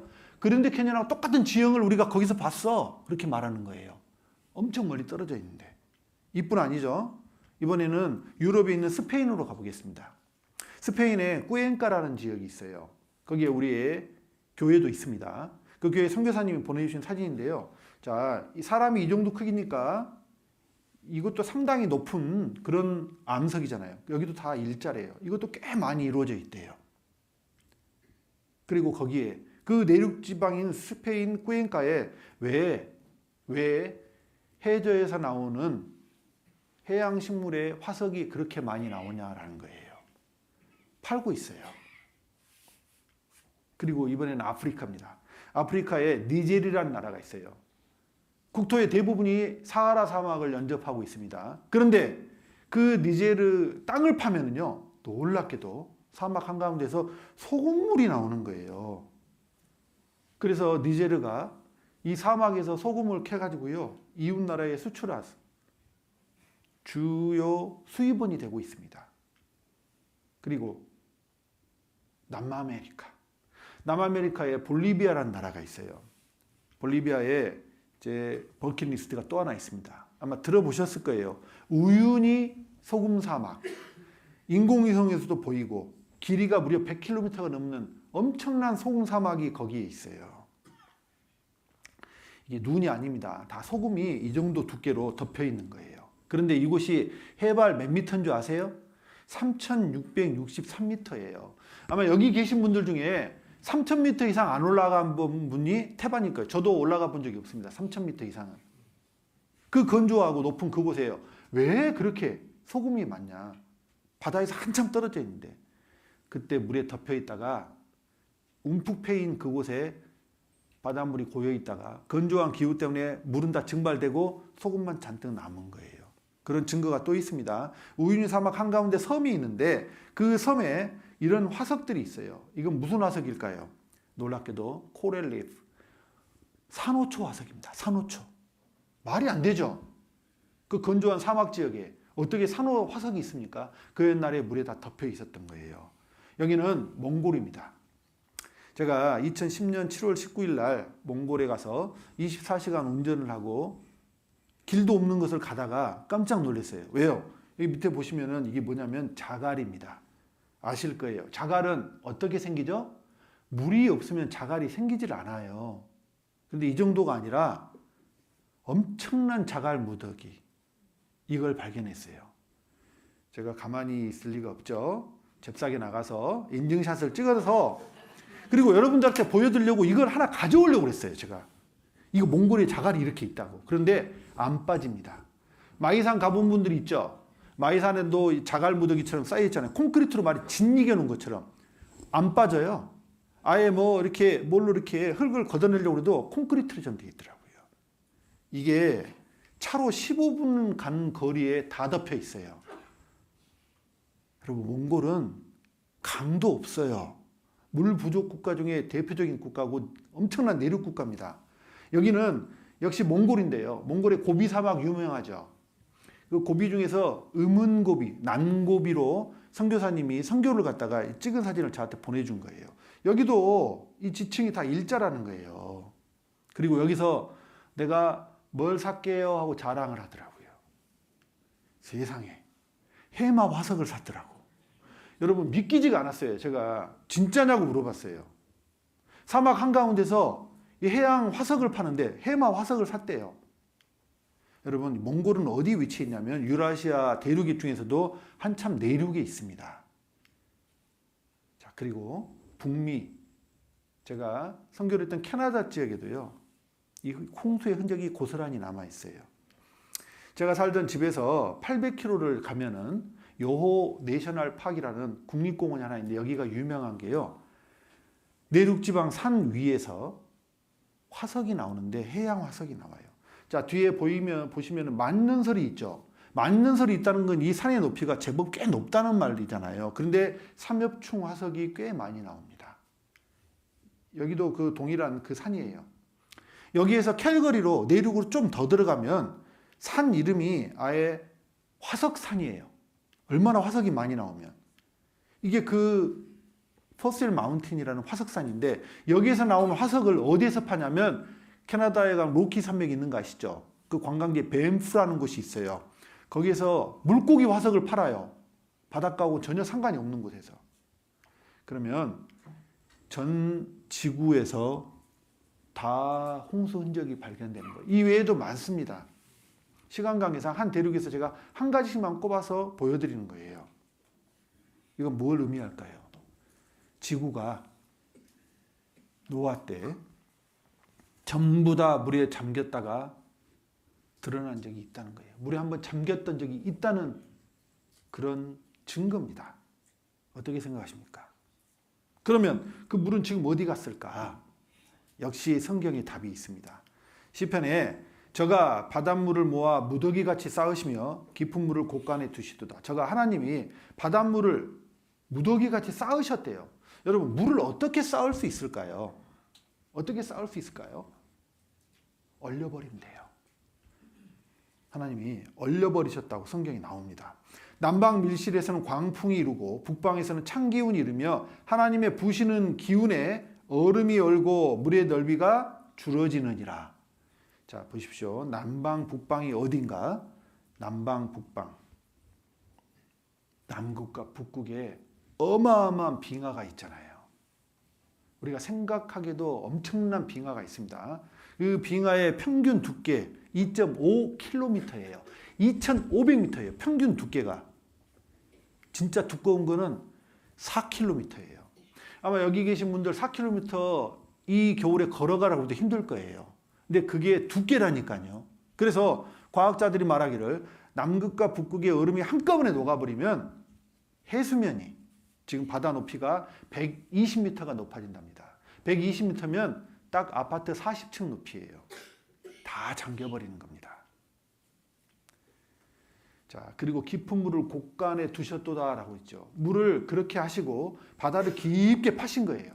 깊게 파서 그 물 곳간을 만들어 가지고 바다에 물을 저장하신 겁니다. 1000m 깊이의 바다들이 많아요. 그 중에서 가장 깊은 곳은 마리아나 해구라고 무려 11,000m, 11km 깊이의 바다가 있습니다. 여기에 에베레스트산을 집어넣고 제일 높은 빌딩이라는 부르주 칼리파를 2개를 넣어도 거기를 다 못 메꿔요. 엄청난 깊이입니다. 자, 그리고요, 더 놀라운 사건은 그 방주를 봤다는 사람들이 있어요. 과연 방주에 흔적이 있을까요? 방주의 흔적은 성경에서 찾아볼 수 있습니다. 창세기 8장을 보면요, 물이 땅에서 물러가고 점점 물러가서 151호에 감하고 7월 곧 그달 17일에 방주가 어디에 머물렀어요? 아라랏산에 머물렀으며, 영어 성경에도요 스펠링이 아라랏산으로 되어 있습니다. 그런데 이 3,500년 전에 성경에 기록된 이 아라랏산이요, 정말 놀랍게도 지금도 있어요. 그럼 찾아보겠습니다. 우리가 지금 알고 있는 튀르키예 있죠. 튀르키예, 아르메니아, 이란 국경 지역에 이 아라랏산이 스펠링도 똑같이 있습니다. 그리고 진짜 놀라운 건 고대로부터 이곳에서 방주를 봤다는 사람들이 엄청 많아요. 기원전에는 그리스의 역사가 헤로도토스가 여기서 방주를 봤다고 그랬고요. 중세에는 우리가 잘 알고 있는 마르코 폴로가 동방경문록에서 내가 아라랏산에서 방주를 봤다고 했습니다. 그런데 1900년 이후로만 해도요, 이렇게 많은 사람들이 자기가 직접 방주를 봤다고 그래요. 그 중에서 2사람만 소개해드리겠습니다. 한 사람은 1955년도에 방주를 봤다고 하는 프랑스 사람 페르난도 나바라입니다. 자, 이 사람이 자기 아들을 데리고요 방주를 찾으러 간 거예요.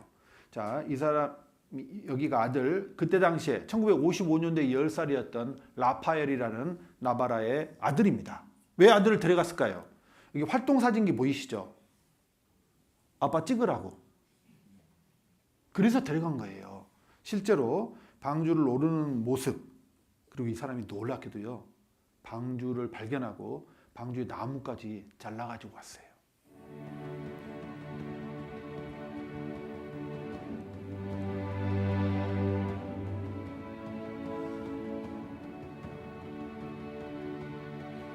(1.5m) 길이의 나무를 가져오려고 그랬는데, 아이고 그 귀한 걸 가져오기 힘들다고 도끼로 팼네. 조각을 내서 가져왔습니다. 이렇게 조각을 내 가지고 가져와서 이 조각들을 연구소에 보냈어요. 성분 분석하고 언제적인 나무인지 좀 밝혀달라고. 근데 거기에서 연락이 왔습니다. 너 이 나무 어디서 구했어? 왜요? 지금 현재 지구상에 있는 최고령의 그 오래된 나무, 자라고 있는 나무가 3,000년가량 된대요. 그리고 나무로 지은 건물은요 기껏해야 1,000년이 제약 1,000년 정도 가고 다 부식돼 버립니다. 그런데 무려 5,000년 전 나무라고 밝혀진 겁니다. 정확하게 노아 홍수 시대 때 그때 나무인 거예요. 그리고 또 한 사람, 제임스 어윈이라는 사람이 있습니다. 이 제임스 어윈은요 미 항공우주국 나사 소속 우주인이었어요. 직접 달에도 간 사람, 유명한 사람입니다. 이 사람이 1991년 노아 방주를 찾아 나섰습니다. 탐험을 했어요. 그리고 결국 사진을 찍어 왔어요. 자, 이 사진인데 보면은 여기 보시면은 여기 구조물이 있죠. 이게 4,200m 높이에 있는 구조물이에요. 여러분 아실 거예요. 3,000m가 넘으면 수목 한계선이라고 해서 나무가 자라질 못합니다. 풀도 없어요. 근데 그곳에 있을 수 없는 그 목조 구조물, 커다란 배 형태의 목조 구조물을 발견하고 이걸 미국 유수의 언론에 배포를 했습니다. 자, 여러분, 노아 홍수 사건은 실제 이 땅에 있었던 사건이고 지금도 탐험을 하는 분들이 많아요. 미국의 유명한 방송국에서 MBC 방송국에서 탐험대를 꾸린다는 이야기도 있고요. 작년 신문에도 나왔어요. 작년 우리 신문에 뭐라고 나왔냐면 연합뉴스 TV에 자, 이게 2025년 4월 15일자 신문입니다. 노아의 방주 찾을까? 튀르키 아라라산 탐험 나선다. 제가 한번 생각을 해봤습니다. 1만 5천 톤급 상선 크기의 배가 노아 방주입니다. 그걸 4,200m 높이까지 어떻게 올릴 수 있을까요? 현대 기술로도 못 올립니다. 물밖에 없는 거예요. 우리 그걸 봤죠. 2011년에 동일본 쓰나미 때 커다란 배가 어떻게 해요? 물에 의해서 육지로 올라왔잖아요. 일본에서 그 좀 있었던 쓰나미 가지고. 근데 전 지구적인 그 홍수 사건 때 그 정도 물량이면 그렇게 큰 배 얼마든지 아라라산 위에다 올릴 수 있는 겁니다. 여러분 노아 홍수 사건 실제 이 땅에 있었던 사건입니다. 너무나 많은 증거가 있어요. 자, 하나님은 말씀으로 천지를 창조하셨습니다.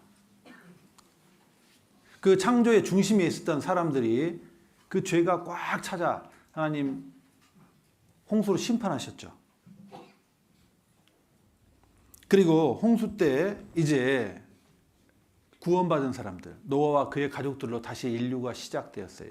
그런데 다시 시작된 인류 역시 하나님을 모르고 하나님을 등지고 살다가 하나님을 대적하는 탑을 쌓았습니다. 이게 창세기 11장에 나와 있는 바벨탑 사건이에요. 그들이 말이 그때는 하나였어요. 지금처럼 외국어가 없었어요. 그래서 하나님을 대적해서 흩어짐을 면하고 세상에 우리 이름을 내자라면서 하나님을 대적하는 높은 탑을 쌓자 하나님께서 그들을 심판하셨습니다. 순식간에 그 말을 혼잡케 해버린 거예요. 여러 언어가 생겨났죠. 이 바벨이라는 뜻이 혼잡이라는 뜻이 있습니다. 그래서 말이 통하는 사람들끼리 이제 뿔뿔이 흩어져 살게 된 거예요. 그런데 흩어져 살면서 또 하나님도 모르고 살기에 하나님은 하나님의 방법대로 하나님을 알려주셔야 될 필요성이 생기신 거예요. 그래서 한 민족을 택하시고 그 민족의 역사를 책에 먼저 기록하셔서 하나님을 증거해 주신 겁니다. 바로 그 민족이 이스라엘입니다. 이스라엘을 조금만 배워봐도 참으로 놀라운 민족이 아닐 수 없습니다.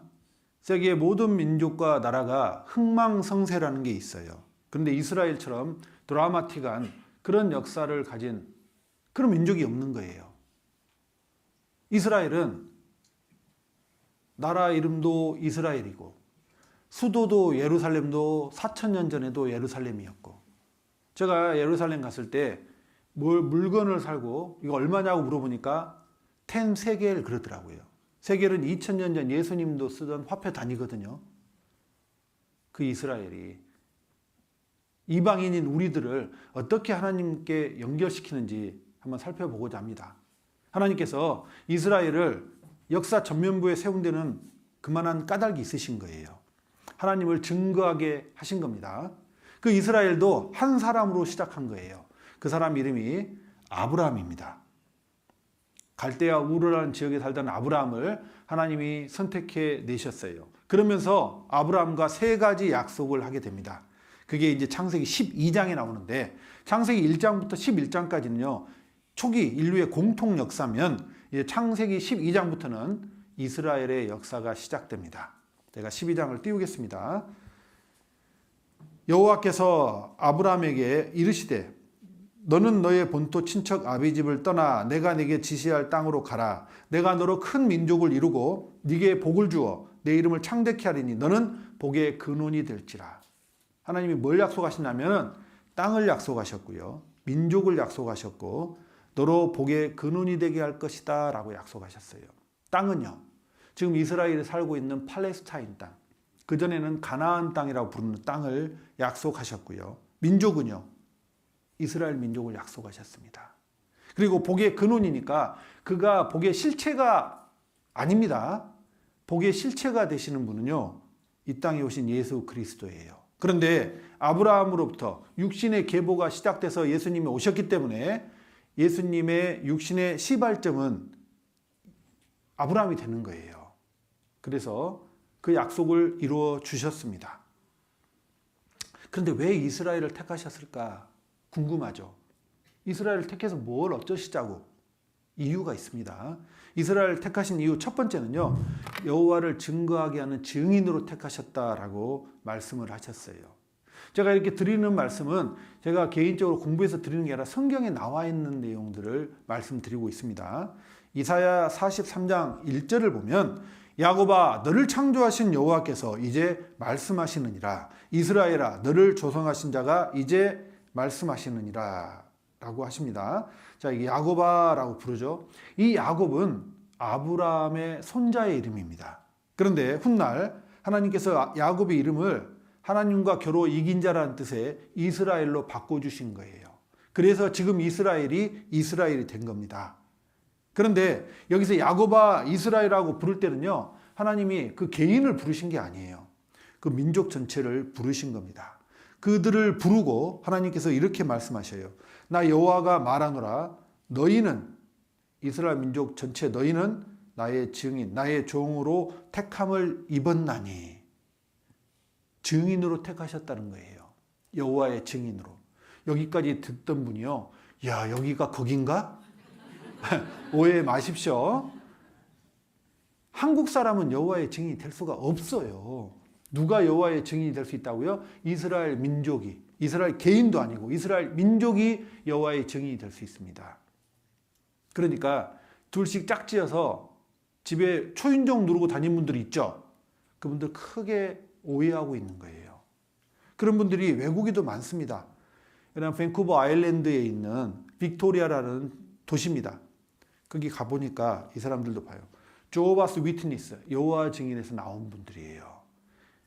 캐나다 사람들도 여호와의 증인이 될 수가 없습니다. 오직 이스라엘 민족만이. 자, 이스라엘 민족의 역사를요. 하나님이 미리 기록하셨어요. 어떤 분이 그래요. 아우 나는 한국 사람인데 우리 한민족의 역사도 미리 기록해서 두셨으면 내가 하나님을 훨씬 더 쉽게 믿었을 텐데. 자, 하나님은 중국의 역사, 일본의 역사, 한국의 역사, 미국의 역사 이 성경책에 다 먼저 기록하실 수 있을까요? 없을까요? 기록하실 수 있죠. 그런데 문제가 있어요. 기록해 놓으셨어요. 아무도 성경을 안 배울 겁니다. 제가 여러분들한테 성경 좀 배우시죠. 그러면서 리어커를 끌고 다녀야 돼요. 왜? 이스라엘 역사 하나만 가지고도 이렇게 두꺼운데 전 세계 민족의 역사를 다 기록하면 얼마나 이게 권수가 많겠어요? 아무도 배우지 않을 겁니다. 그리고 하나님은 그렇게 하실 필요가 없으신 거예요. 샘플만 써봐도 알아요. 그렇죠. 보통 비싼 화장품은 덥석 사지 않습니다. 우리 그렇게 돈이 많지는 않잖아요. 샘플을 잔뜩 받아오죠. 발라봐요. 내 피부 톤에 맞는지, 무슨 트러블은 없는지. 그리고 나서 구입하지 않습니까? 이게 샘플이에요. 이스라엘의 역사를 미리 기록하고 보여주시는 겁니다. 봐라. 너네 역사도 내가 얼마든지 기록할 수 있지만 샘플로 이스라엘의 역사를 먼저 보여주셔서 하나님을 증거케 하신 거라는 거예요. 자, 근데 하나님이 그들을 택한 이유 중에 참 알다가도 모를 이유를 하나 말씀하셨어요. 신명기서에 보면 여호와께서 너희를, 이 신명기라는 성경 자체가 이스라엘에게 명하신 거거든요. 그러니까 여기서 너희는 이스라엘 민족입니다. 기뻐하시고 너희를 택하심은 너희가 다른 민족보다 수요가 많은 연고가 아니라 너희는 모든 민족 중에 뭐라고요? 가장 적으니라. 아, 이게 무슨 말일까? 왜 적은데 이스라엘을 택하신 거야? 실제 이걸 한번 보십시오.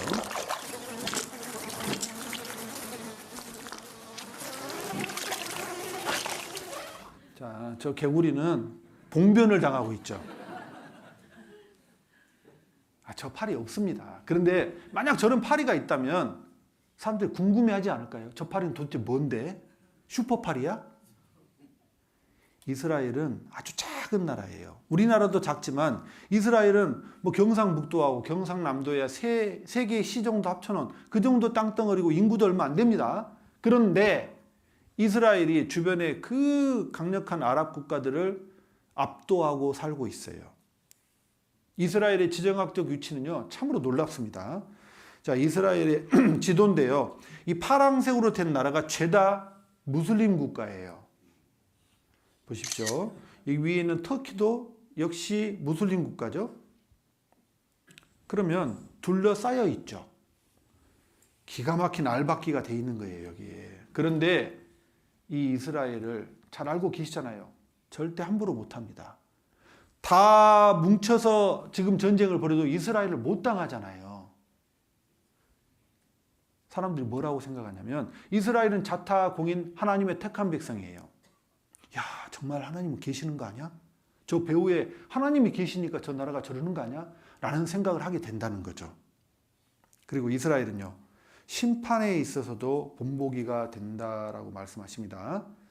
우리 학교 다닐 때 지금보다 학생 수가 훨씬 많았잖아요.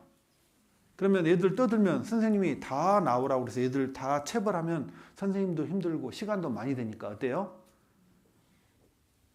나와. 한 명만 딱 불러내죠. 이렇게. 좀 맞을래? 깔끔하고 시원하게 딱 한 대만 맞겠습니다. 알았어. 깔끔하게. 깔끔하게. 시원하게. 시원하게. 오케이. 자, 오케이. 네. 파이팅!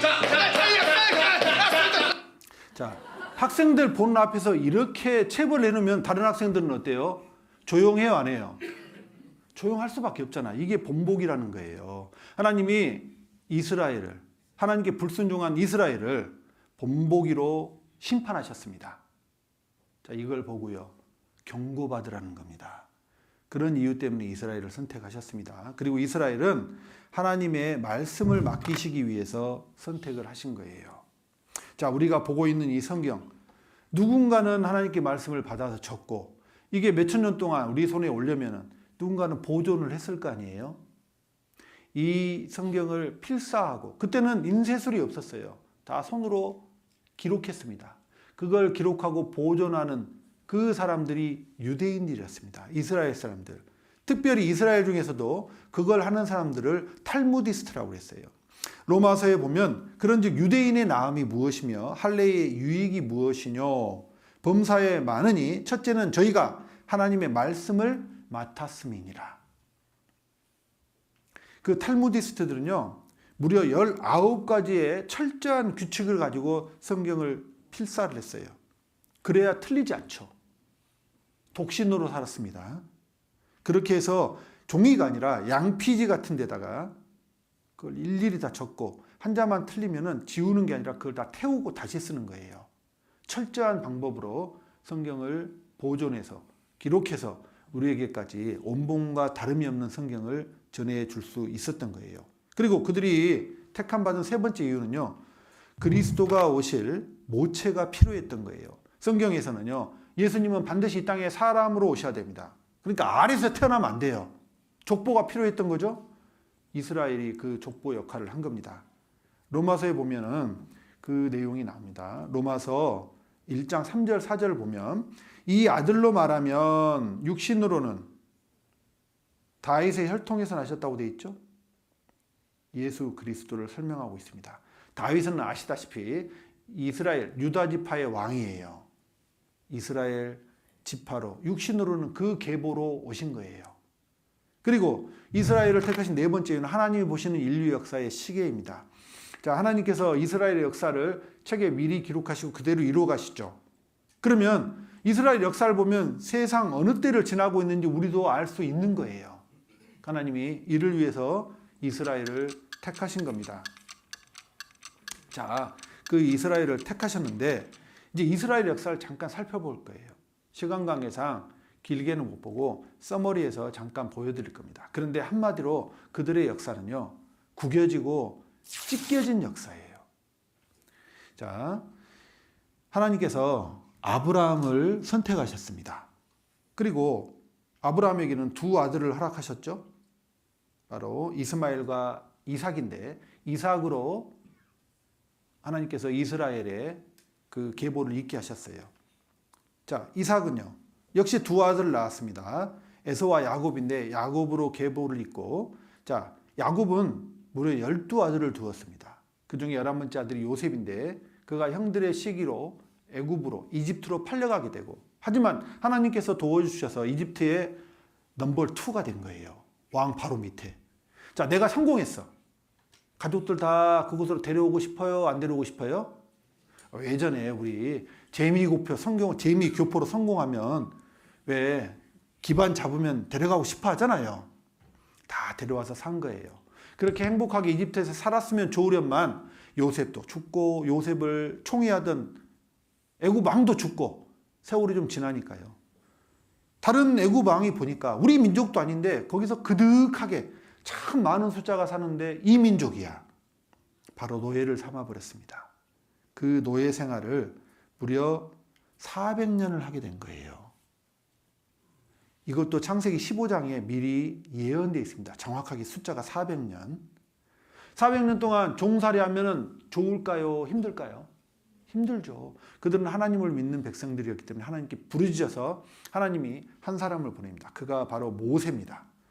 모세 그 인도함으로 그들이 출애굽하게 되고 이제 약속의 땅, 그 가나안으로 들어가는데 그 중간에 장애물이 있었어요. 바다가 있었고 하나님이 그 바다를 갈라주신 그 사건이 출애굽기에 자세히 나와 있습니다. 자, 바다가 갈라졌어요. 그럴 리가. 그러십니까? 증거가 있어요. 하나님은 이 역시 증거를 남겨두셔서 우리들로 믿을 수 있게 해 주신 겁니다. 방금 제가 말씀드린 내용이 출애굽기에 나와 있고요. 그 내용을 짧게 보여드리면, 자, 모세의 인도함으로 광야로 나왔습니다. 출애굽을 한 거예요. 애굽을 탈출했습니다. 나온 지 얼마 안 돼서 만난 곳이 홍해바다가 딱 하니 가로막고 있는 거예요. 근데 뒤에 보니까 흑면지가 뽀얗게 일어나고 있네. 보니까 애굽 바로가, 애굽의 왕이 마음이 바뀌어서 애굽의 모든 병거와 마병을 징발해가지고 다 죽여버리겠다고 쫓아오는 거예요. 이제 어떻게 합니까? 이때 하나님께서 모세로 손을 내어 밀게 해서 큰 바람으로 바다를 갈라주는 거예요. 이게 홍해가 갈라진 사건입니다. 여기서 어떤 분이 책을 덮어요. 그만 배울라요. 그리고 왜 그러십니까? 그러니까 개울도 아니고 바다가 갈라져. 내가 어지간하면 믿어보려고 그랬는데 이거는 아니야. 여러분, 부디 하나님을 자기와 같은 사람으로 여기지 마십시오. 말씀으로 천지를 창조하신 분입니다. 바다 가르셨습니다. 증거도 있어요. 자, 출애굽기 14장 21절에 모세가 바다 위로 손을 내어 민데 여호와께서 큰 뭐예요? 동풍으로, 동쪽에서 오는 바람으로 밤새도록 바닷물을 물러가게 하시니 물이 갈라져 바다가 마른 땅이 된지라. 자, 하나님은 친절하신 분입니다. 거기를 건너야 되는데 땅도 마르게 해서 마차 수레바퀴도 빠지지 않게도 해주신 거예요. 자, 그런데 문제는 이제 애굽 군사들이에요. 이스라엘 자손이 바다 가운데 육지로 행하고 물은 그들의 좌우에 벽이 되니 애굽 사람들과 바로의 말들, 병거들과 마병들이 다 그 뒤를 쫓아 바다 가운데로 들어오는지라. 이 바로 강팍한 거 보십시오. 자, 자기 눈앞에서 바다가 갈라졌어요. 그러면 말머리 돌려서 돌아가야죠. 근데 그걸 죽이겠다고 쫓아오는 거예요. 이제 하나님이 그들을 다 수장시켜버립니다. 쫓아오죠? 다시 바닷물을 합쳐버렸어요. 이스라엘 다 끊은 다음에 바닷물을 다 합쳐버렸습니다. 성경에 물이 다시 흘러 병거들과 기병들을 덮되 이 병거들과 기병들은 애굽의 병거들과 기병들입니다. 그들의 뒤를 쫓아 바다로 들어간 바로의 군대를 다 덮고 뭐예요? 하나도 남기지 아니하였더라. 바로까지 몽땅 다 죽은 거예요. 이게 사실입니다. 증거가 있냐? 예, 있습니다. 자, 미국에서 가장 공신력 있는 언론을 두 개를 꼽으라면 뉴욕 타임스하고 워싱턴 포스트예요. 이 두 신문에서 앞다투어서 이런 기사를 냈습니다. 출애굽 때 홍해가 갈라진 것에 대해서 과학적인 설명이 가능하다. 워싱턴 포스트지에서 이렇게 나오니까 며칠 지나서 질세라 뉴욕 타임즈에서 해양학자들이 바람이 바다를 가를 수 있다고 말한다. 이 기사를 읽어보면 실험을 한 거예요. 바람으로. 바다가 물이 갈라지는 실험을 성공한 겁니다. 바람으로. 사람들도 실험으로 성공하는 거 천지를 지으신 하나님이 못하시겠습니까? 그리고 그들이 어느 곳에서 건너갔는지 그곳 지명이 성경에 기록되어 있거든요. 애굽 사람들과 바로의 말들, 병거들과 그 마병과 그 군대가 그들의 뒤를 쫓아, 보십시오. 바알스본 맞은편 비아히롯 곁 해변 그 장막친데 미치니라. 좀 어렵죠? 가마미라고 해놓으면 좋을 텐데 비아히롯, 바알스본 어렵잖아요. 그런데 이곳 지명이 있어요, 지금도. 자, 한번 보십시오. 바알스본 맞은편, 건너편이라고 그랬죠? 바알스본, 비아히롯. 지도를 보면 바알스본은 여기고, 그렇죠? 그 바다 건너편, 여기가 홍해거든요. 이게 홍해입니다. 그 건너편에 뭐가 있어요? 비아히롯이 있어요. 자, 지어보면은 요 조그만데, 제가 좀 이따 유성사진으로 보여주겠습니다. 여기가 그들이 장막을 친 곳이 맞아요. 유성사진을 보면 여기가 홍해입니다. 여기가 홍해인데 이 홍해 중에서 이스라엘이 장막 칠 수 있는 곳은 여기 한 곳밖에 없습니다. 왜냐하면 이 성경을 보면 이스라엘이 출애굽할 때 장정들, 전쟁에 나갈 수 있는 장정들만 60만 명이라고 그랬어요. 그러면 노약자들, 여자들까지 포함하면 200만 명이 넘었겠죠? 엄청난 숫자입니다. 그 숫자가 장막을 치려면 바닷가의 해변가가 엄청 넓어야 돼요. 그런데 이걸 보면요, 이 면에서, 이 바다 해변, 이 바닷가에서요, 오직 여기만 넓은 터가 있어요. 비치가. 누에이바라는 비치입니다. 이게 구글 어스로 지도를 자세히 보니까요, 이게 세로로는 무려 6km, 가로로는 무려 9km의 넓은 비치예요. 넓은 해변이에요. 여기에 머물렀던 겁니다. 그래서 여기에서 이렇게 사우디아라비아로 넘어간 거예요. 여기를 특정하는 이유가 또 하나 있습니다. 바로 해저 지형이 아주 특이해요. 여러분, 홍해의 평균 수심은 400m예요. 자, 400m면 하나님이 바다를 갈라줘도 400m면 건너가요? 못 건너가요? 욕하는 거죠. 이거는 어떻게 건너가? 그렇지 않습니까? 그런데 이 누에이바 앞바다는요, 얕고 경사가 굉장히 완만해요. 보십시오. 이쪽은 깊죠. 여기만 얕고 완만한 경사이기 때문에 통과할 수 있게끔. 그래서 언더워터 랜드 브릿지, 물 밑에 다리가, 땅으로 다리가 놔져 있는 것처럼 되어 있다, 그렇게 표현을 한 겁니다. 사람들이 집요하죠. 고고학자들은 이걸 가만히 안 뒀어요. 얕은 곳이니까 잠수부두를 투입한 겁니다. 뭐라도 건질까 봐. 그런데 건졌어요. When we dive and when we film at the Nuweiba location, we look for certain structures and you try to look for 90-degree angles or circular objects, wheel-like structures. So that is what you scan for, so to speak, when you dive. 제가 설명을 해드리겠습니다. 자, 이 홍해 바다라고 부르는 이유가 이곳에 붉은 산호초가 많아서 홍해 바다라고 부른다고 그래요. 그런데 자, 여기 보면은 특이한 산호 모양이 있는 거예요. 이렇게. 자, 자연계에서는 이렇게 불완전한 구조가 있을 수가 없거든요. 이건 뭐냐? 마차 축이 위에 산호가 달라붙어서 있잖아요. 오랫동안 산호를 형성한 거예요. 그런데 마차 바퀴가 발견됐는데 마차 바퀴는 금합금으로 되어 있기 때문에 산호가 들러붙질 못합니다. 그러니까 그 형태를 그대로 유지하고 있죠. 부식도 안 되고. 근데 이게 문양이라는 게 있잖아요. 이게 조사를 해보니까 그때 출애굽 당시에 이집트를 다스렸던 바로의 묘에서 나온 마차 바퀴의 문양하고 일치가 된다는 거예요. 여러분, 이게 우연일까요? 우연치고는 너무 필연 같지 않습니까? 그렇게 홍해를 건너서 가나안 땅으로 들어갔는데 이제 가나안 땅에 사는 게 불순종하다가 연이어서 강대국들에게 지배를 받다가 끝내 로마의 지배를 받게 됩니다. 600년 동안 식민 지배를 받게 되니까 얼마나 힘들겠어요. 하나님께 부르짖었습니다. 그때 하나님께서 모세가 아니라 이번에 진짜 메시아 구세주를 보내주신 거예요. 로마가 유대 땅을 다스리고 있을 그때 이 땅에 예수 그리스도가 오셨습니다. 자, 그러면 하나님의 백성에게 하나님의 독생자가 왔어요. 환영했을까요? 안 했을까요? 처음에는 환영했습니다. 왜? 예수님이 오셔서요. 오병이어의 기적.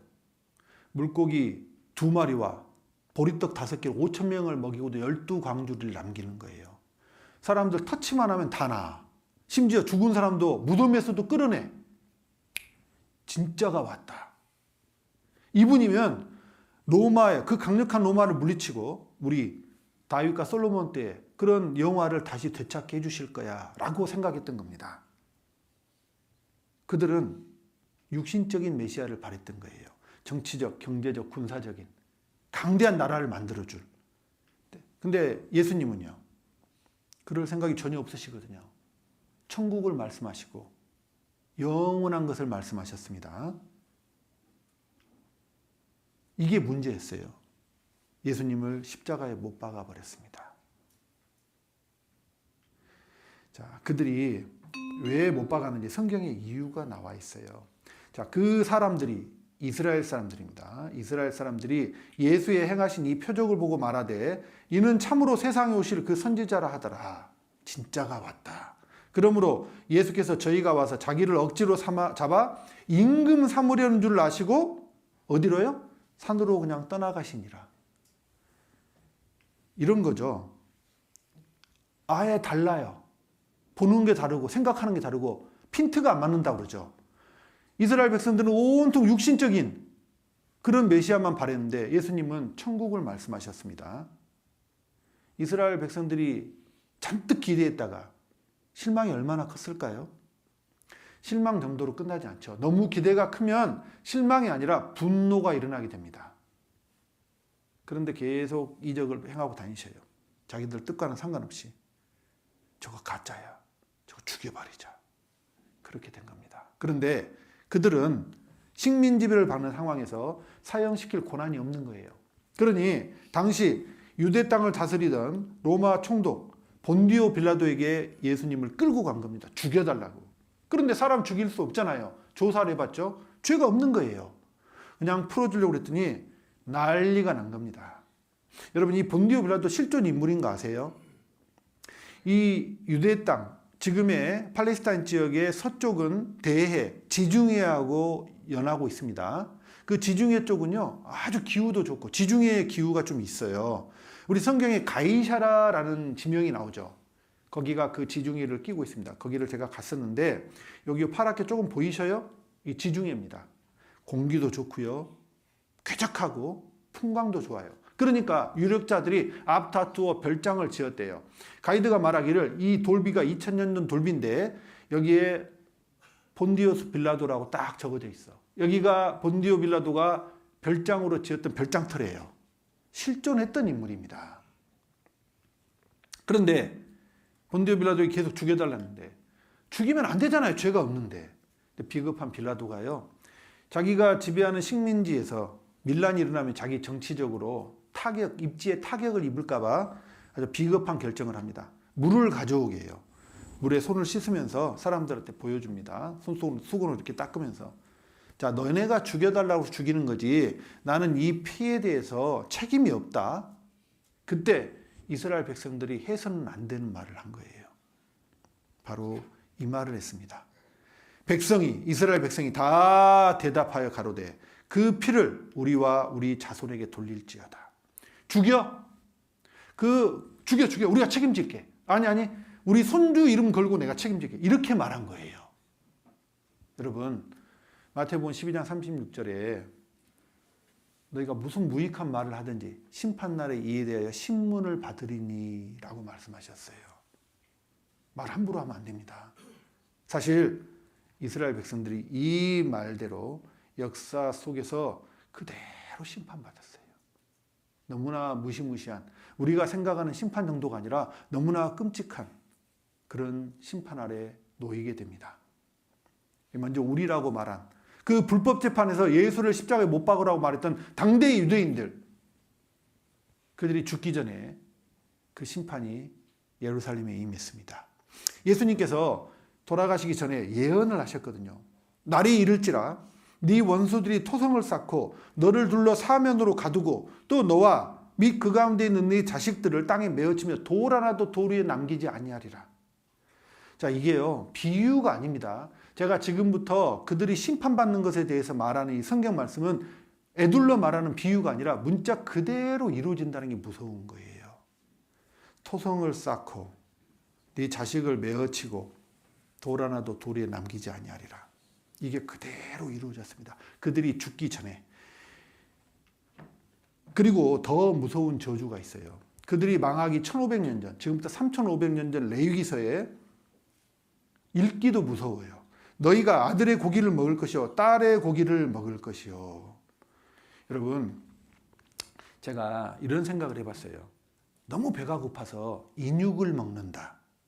이거 참 저주 아니겠습니까? 그런데 다른 사람 고기가 아니라 자기 자식의 고기를 뜯어먹는다? 이건 정말 제가 알고 있는 어떤 저주보다도 더 끔찍한 저주라고 생각을 합니다. 어떤 분은 그래요. 아니, 하나님의 그 사랑의 하나님의 성경에 이런 글이 있다니 나 그래서 믿기 힘들다고. 아니요. 왜 이런 저주가 내려졌는지를 알고 나면 경고함을 받게 됩니다. 내가 그들로 그 아들의 고기, 그 딸의 고기를 먹게 하고, 이게 그대로 역사 속에서 이루어진 겁니다.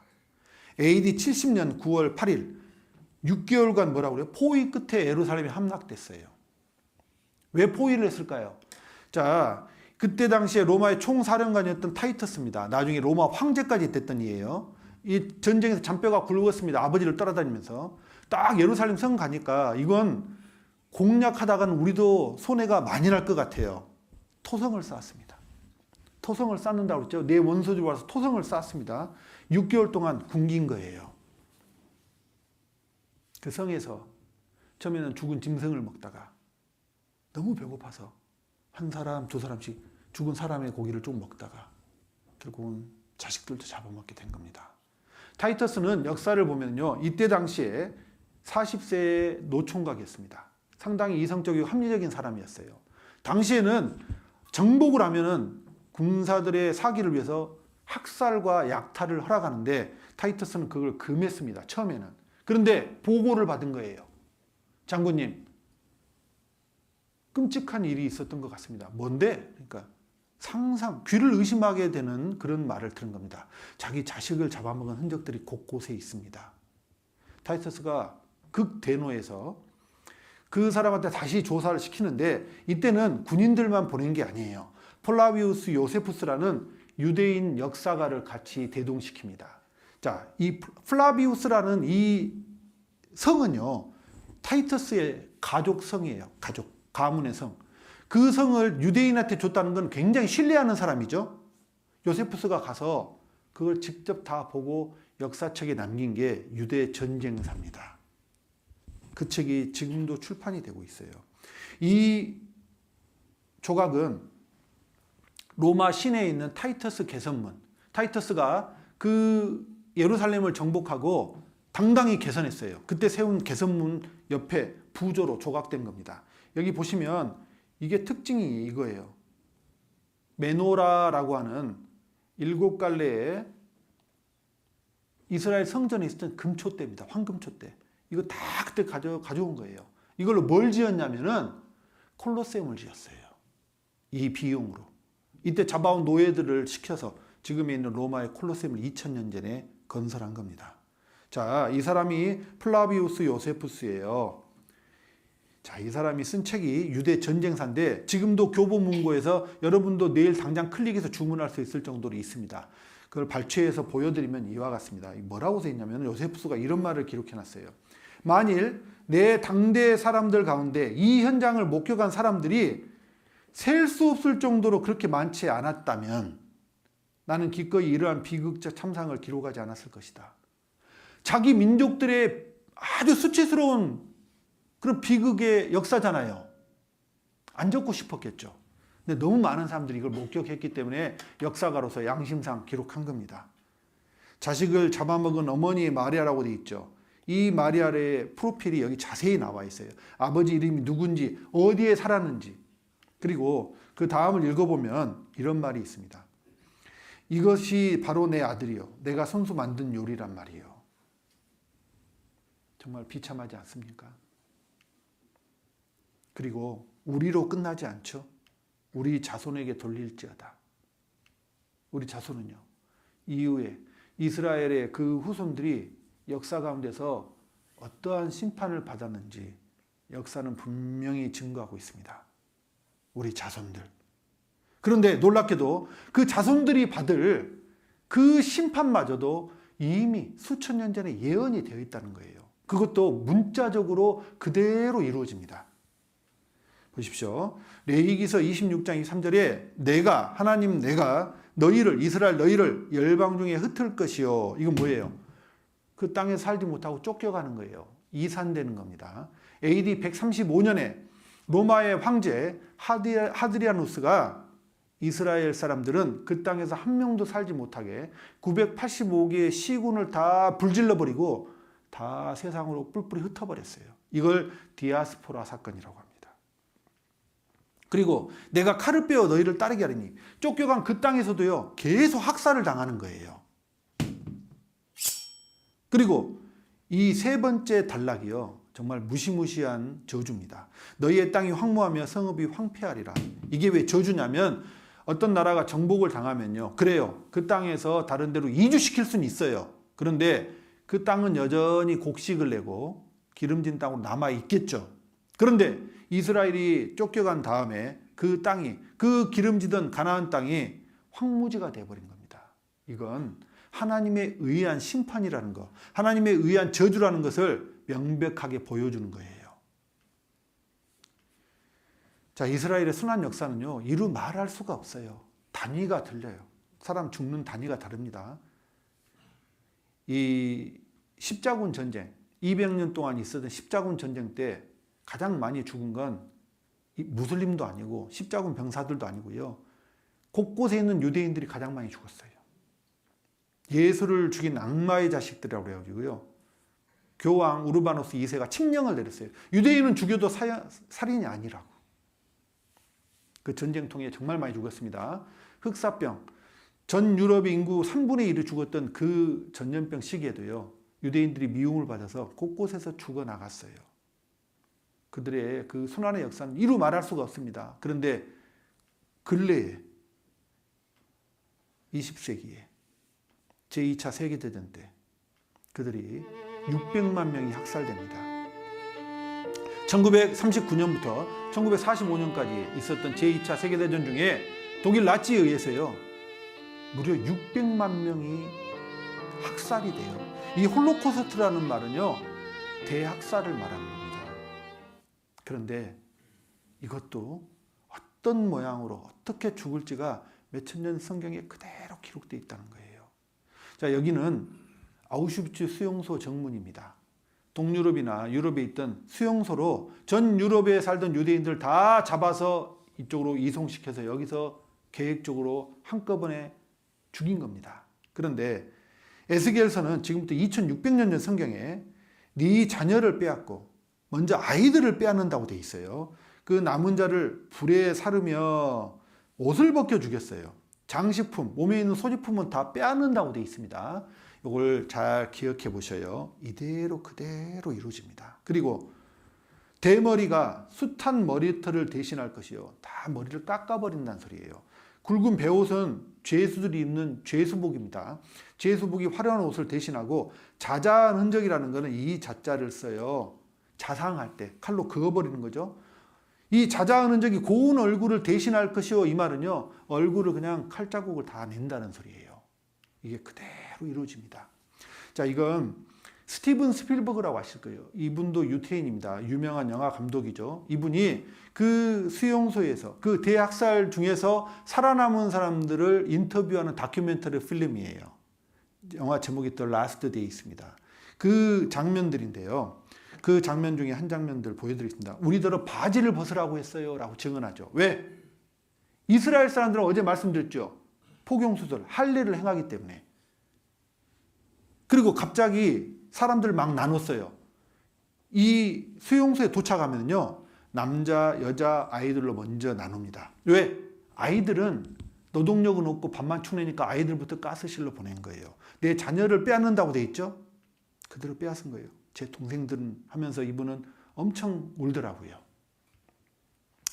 이건 그때 당시 진짜 필름입니다. 자, 여기가 아우슈비츠 요 문이잖아요. 도착하면 먼저 나눠요. 남자, 여자, 애들. 이분은요, 줄무늬 옷에 삭발한 사람들이 수도 없이 뛰어다니는 게 보여요. 줄무늬 옷은요, 죄수복이잖아요. 삭발한 사람들. 대머리가 숱한 머리를 대신한다고 그랬죠. 머리를 다 깎은 거예요. 왜? 집단으로 수용해 놓으니까 머리가 길면 유생적으로 문제가 되버리니까 남녀 공인 불문하고 다 깎아버린 겁니다. 이건 실제 그때 필름이에요. 여자들이에요. 머리 다 강제로 빡빡 깎아버린 겁니다. 여기 줄무늬 옷도 입고 그냥 배옷도 입히고 죄수복 다 입혔죠? 그대로 이루어진 거예요. 내 소지품까지 빼앗았는데 장식품을 다 빼앗는다고 그랬죠. 실제 박물관에 가면은요, 그들이 썼던 안경, 가방, 뭐 구두, 심지어 틀니, 치아까지 다 뽑았어요. 왜? 금리, 군자금으로 썼습니다. 독일 군들이 군자금으로. 이건 뭐냐면 이 AU가 아우슈비츠란 뜻이고요. 여자들 머리를 깎은 거를요, 이렇게 모아가지고 잠수함에 바닥재로 그렇게 썼대요.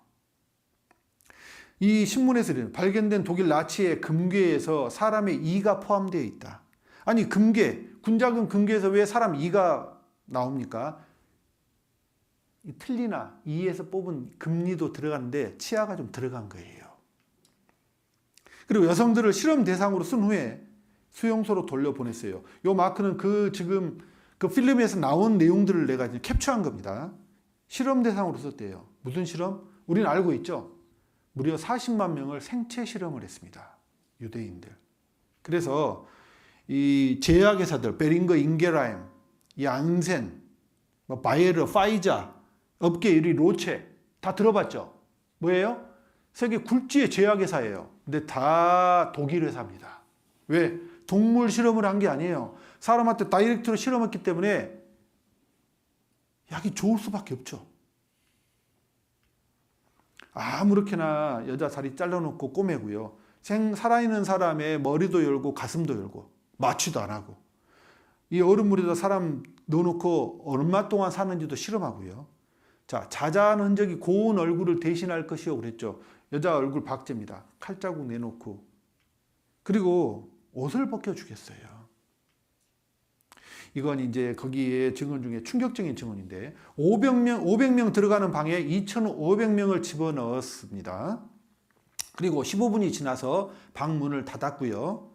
나치 친위대가 4개의 구멍에 가스를 투입했습니다. 이게 자이글론 B라는 청산가리 계열의 독극물 가스예요. 이분이 이제 증언을 하는 거예요. 이분은 여기서 구사일생으로 3분입니다. 분명 15분 전만 해도 제 눈앞에 있던 사람들이 전부 아이들과 함께 선체로 죽어 검푸르게 변해 있었어요. 왜 선체로 죽었을까요? 500명 들어가는 곳에 2,500명 들어가니까 쓰러질 수도 없는 거예요. 선체로. 우리 자손이라고만 유대인 후손들이 이렇게 죽어간 겁니다. 이게 실제 지금도 있는 그 가스실의 모습이에요. 여기에 사람 집어넣고 그 천정에 이런 구멍들이 있습니다. 여기에 나치 병사가 있잖아요. 그 독가스를 들이붓는 거예요. 이건 제가 그 홀로코스트 박물관 가서 찍어온 건데요. 이게 그때 실제 사용됐던 그 자이글론 B라는 독가스입니다. 야, 이게 정말 끔찍하더라고요. 그 벽을 찍은 사진인데요. 벽을요, 얼마나 고통스러웠으면 벽을 그 손이 다 진액이 들 때까지, 벽이 파일 때까지 긁고 죽은 비참한 사진이에요. 그리고 바로 옆에는요, 소각장이 있습니다. 불사른다고 그랬죠? 여러분, 이게 비유가 아닙니다. 2600년 전에 기록된 그 성경 말씀대로 문자 그대로 2600년 후에 그들이 저주와 심판 아래서 죽어갔던 거예요. 이건 그들을 수용소로 실어 놔두던 객차입니다. 독일 사진가가 그 수용소를 들려서 찍은 거예요.